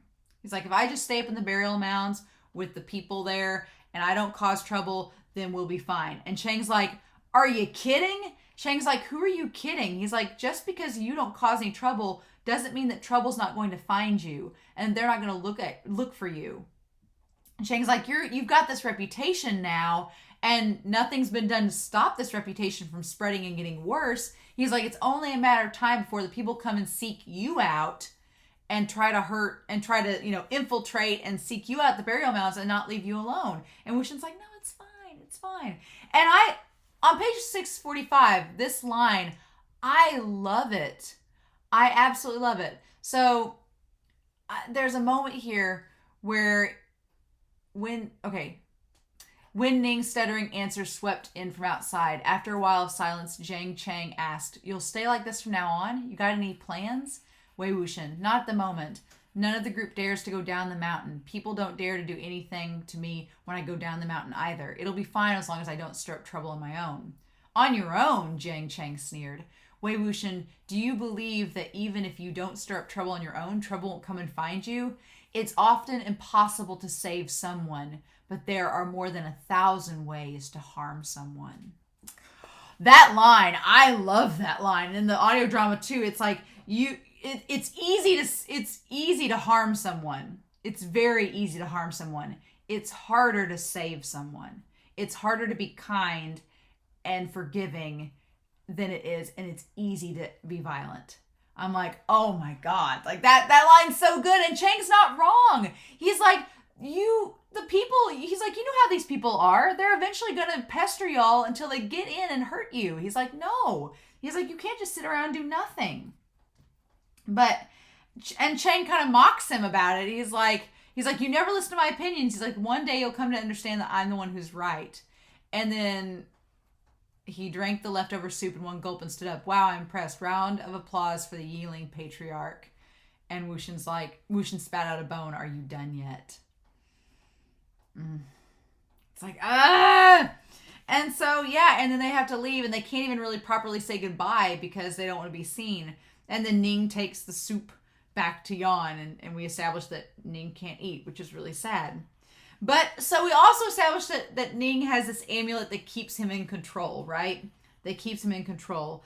And Qing again, thinks that Wuxian and Wangji are a little bit together, right? And in that moment, I love in the novel that Wuxian acknowledges that he says, it says he turned around knowing that it'd be a long time before he'd get to see the people he was familiar with again, which is Cheng and Yanli.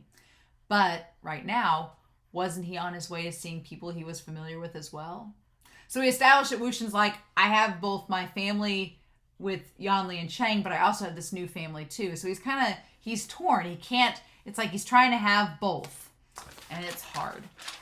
So then we get Yan's little poem, and I love in the audio drama the tie between the poem and the wedding. Like, that was so well done. And oh my God, the parallel. So you have the parallel of the wedding ceremony and then doing the bows and the fireworks going off, and you juxtapose that and parallel it with the flares going out after ZIXUAN is killed. Oh, that parallelism, it was so well done. I was like, oh my gosh, the fireworks paralleled with the signals, with the flares.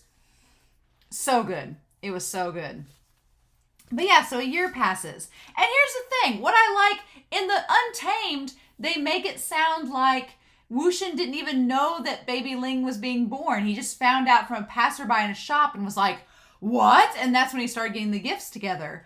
But in this, Wuxian knows. In the novel, he was told. He was invited to the ceremony where he's revealed. There's the moon ceremony where they show off the baby for the first time, and the mom comes out of, postpartum and has the baby with her. So, yeah. He buys the pendant, the tassel that's going to go on the silver bell that he's made that's supposed to ward off low-level demons. He tells Ning to keep away from it. And it's so sweet, like seeing Wuxian so devoted and doting on his nephew, like wanting to get him this gift and everything. It's so good.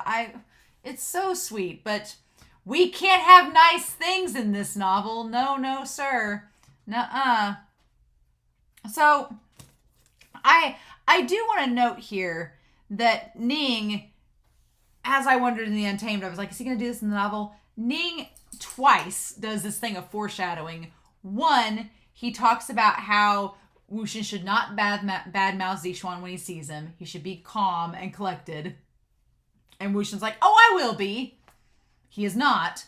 And then Ning also notes, he's like, oh, we're back on this road again. I thought when we were coming here that it seemed odd and that it might be a trap, but ZIXUAN's actually not such a bad guy. ZIXUAN is not a bad guy, but it is in fact a trap. And God, it sucks. So Ning has these 2 moments of foreshadowing, and it's like, are you kidding? Are you kidding me? Oh my God. It's really, really sad. And so, yeah, he has the gifts. They go to the road there. And then who shows up but ZIXUAN? And I want to note that in the novel, WuXian kind of feels bad for him when he finds out about the curse, because he's like, well, that sucks. I feel bad for you, because nobody should have to have that 1,000-hole curse put on them. Also, it's hilarious because the manhwa, earlier on, I was a little confused at first, because earlier on in the manhwa, WuXian is drawn like this chubby, hefty man, and then in the recent chapters, he's a lot slimmer, and so there's a joke on one of the translations where people are like, he had a 1-year weight loss plan, and it really worked out. It's like, but in the novel, WuXian doesn't even really recognize him. He's like, who are you again? And ZIXUAN's like, you don't remember? And WuXian's like, not really. And so ZIXUAN is just really a prick in this. He's really awful. And he takes the box with the bell in it, and WuXian's like, give it back. And then ZIXUAN just has to throw it in his face. He's like, you thought you'd be invited to Ling's ceremony? Someone like you? And WuXian's like, and WuXian just gets mad. But here's the thing. So ZIXUAN blames WuXian for the curse and has a few hundred men with him. It's like a few hundred men versus 1 flute. And it was clearly a premeditated attack, because they got rid of all the corpses and made it to where there was no monsters or beasts or anything that involves resentful energy that WuXian could summon. So the only way for WuXian to defend himself, because he doesn't have a golden core, the only way he can defend himself is through Ning. But in taking off the amulet, he can't control him. And it backfires on him. Because he doesn't pay attention to Ning during the battle. He's so obsessed with ZIXUAN and WuXian that he just loses track of everything. He loses control. And it's really freaking sad. So yeah, Ning blocks the arrows and the attack. WuXian attacks him with, and WuXian is fighting WuXian at first without a sword. Like, if you think about it, knowing that WuXian is pretty much defenseless, it's like, that's terrifying that WuXian was just defending himself with his flute against WuXian, who has cultivation and a sword. And then ZIXUAN shows up. And oh my God, like, the novel, I mean, the Untamed makes it somewhat to where you're like, ZIXUAN was trying to help out, but the novel, ZIXUAN shows up, and WuXian notices that ZIXUAN seems more matured after he's been married. But ZIXUAN told both sides to stop. He's like, both of you stop. He's like, WuXian, you stop. WuXian, you stop. We'll figure this out. He was trying to help. And he questions WuXian. He's like, why are you here? Why did you keep this from me? Why did you tell Yao but not me? He's like, why did you come on your own? What's the deal? Why are you attacking WuXian? Like, he calls WuXian out on a lot of things. And WuXian blames ZIXUAN for defending WuXian. He's like, you're going to defend this guy over me? You're going to defend your brother-in-law over your flesh and blood? And it's this big deal. But ZIXUAN, him yelling at WuXian, it's like he was trying to help. He was trying to be a good person. But then WuXian crushes the bell. And that set WuXian off, because that was his gift to his son, to his nephew, to ZIXUAN's son.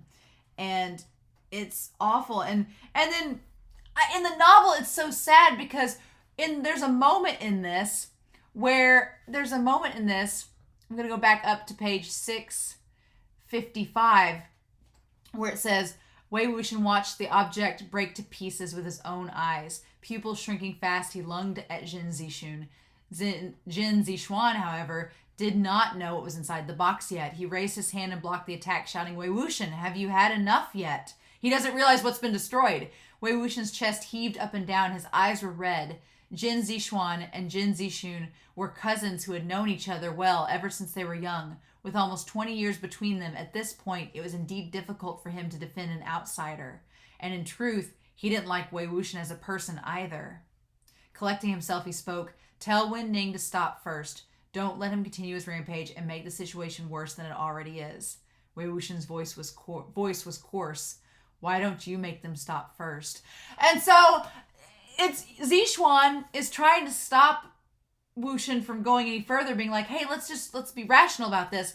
But Wuxian has already made up in his heart. He's like, ZIXUAN's not going to believe me. I'm an outsider to ZIXUAN. He doesn't like me. Him and his cousin have 20 years between them. He's not going to go against his cousin, even though he kind of was 2 seconds ago, right? And Zixun was getting mad at ZIXUAN for doing that.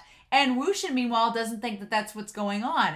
And so there's this big miscommunication, and ZIXUAN'S just trying to get both sides to stop. And I will say that when he tells WuXian, he's like, we'll just go to the Golden Koi Tower and figure things out.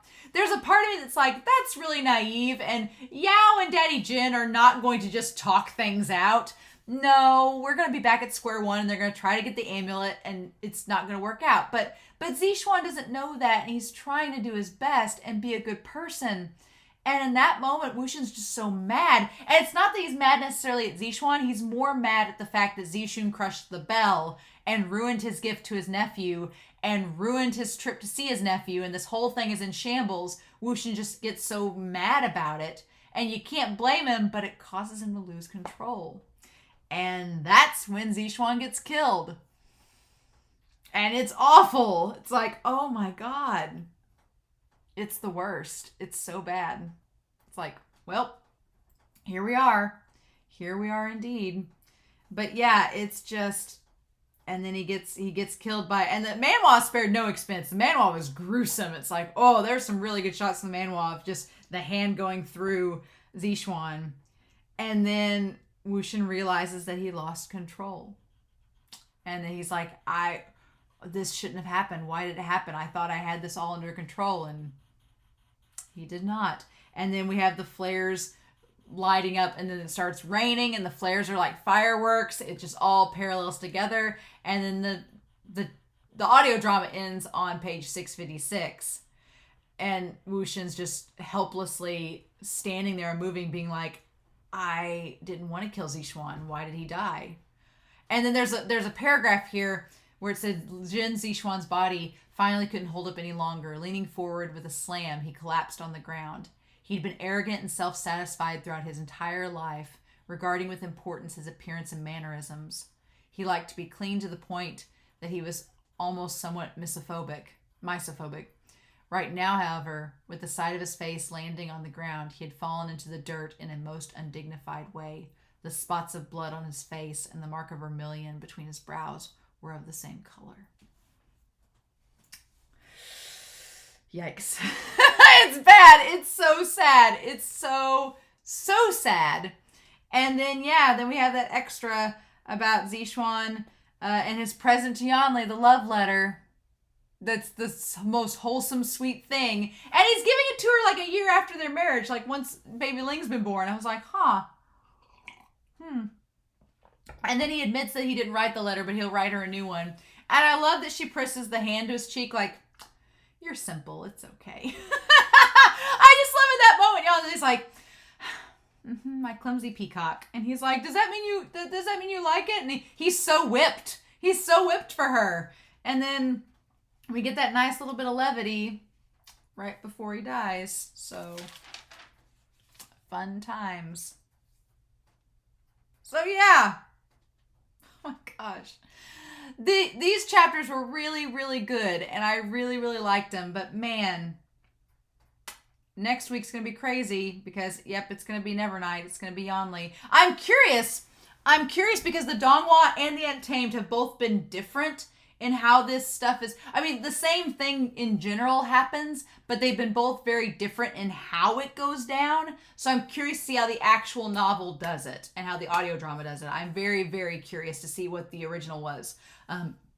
Because in this, the Untamed is actually closer to the reality of the novel than the donghua is. So that's curious. But yeah. So there's that. So yeah, I'm curious to know your thoughts down below. I hope y'all enjoyed this reaction and discussion. But yeah, next week we're gonna finish chapter 76 and then do chapters 76 through 82, episodes 7 and 8 of season 3. So grab yourself a blanket and some tea because we're gonna finish up our trio of deaths one more time. It'll be fun, right? So in the meantime, I hope y'all have a wonderful week. Please stay safe, take care, and yeah, I'll be back next week with more Modao Zushi. Bye.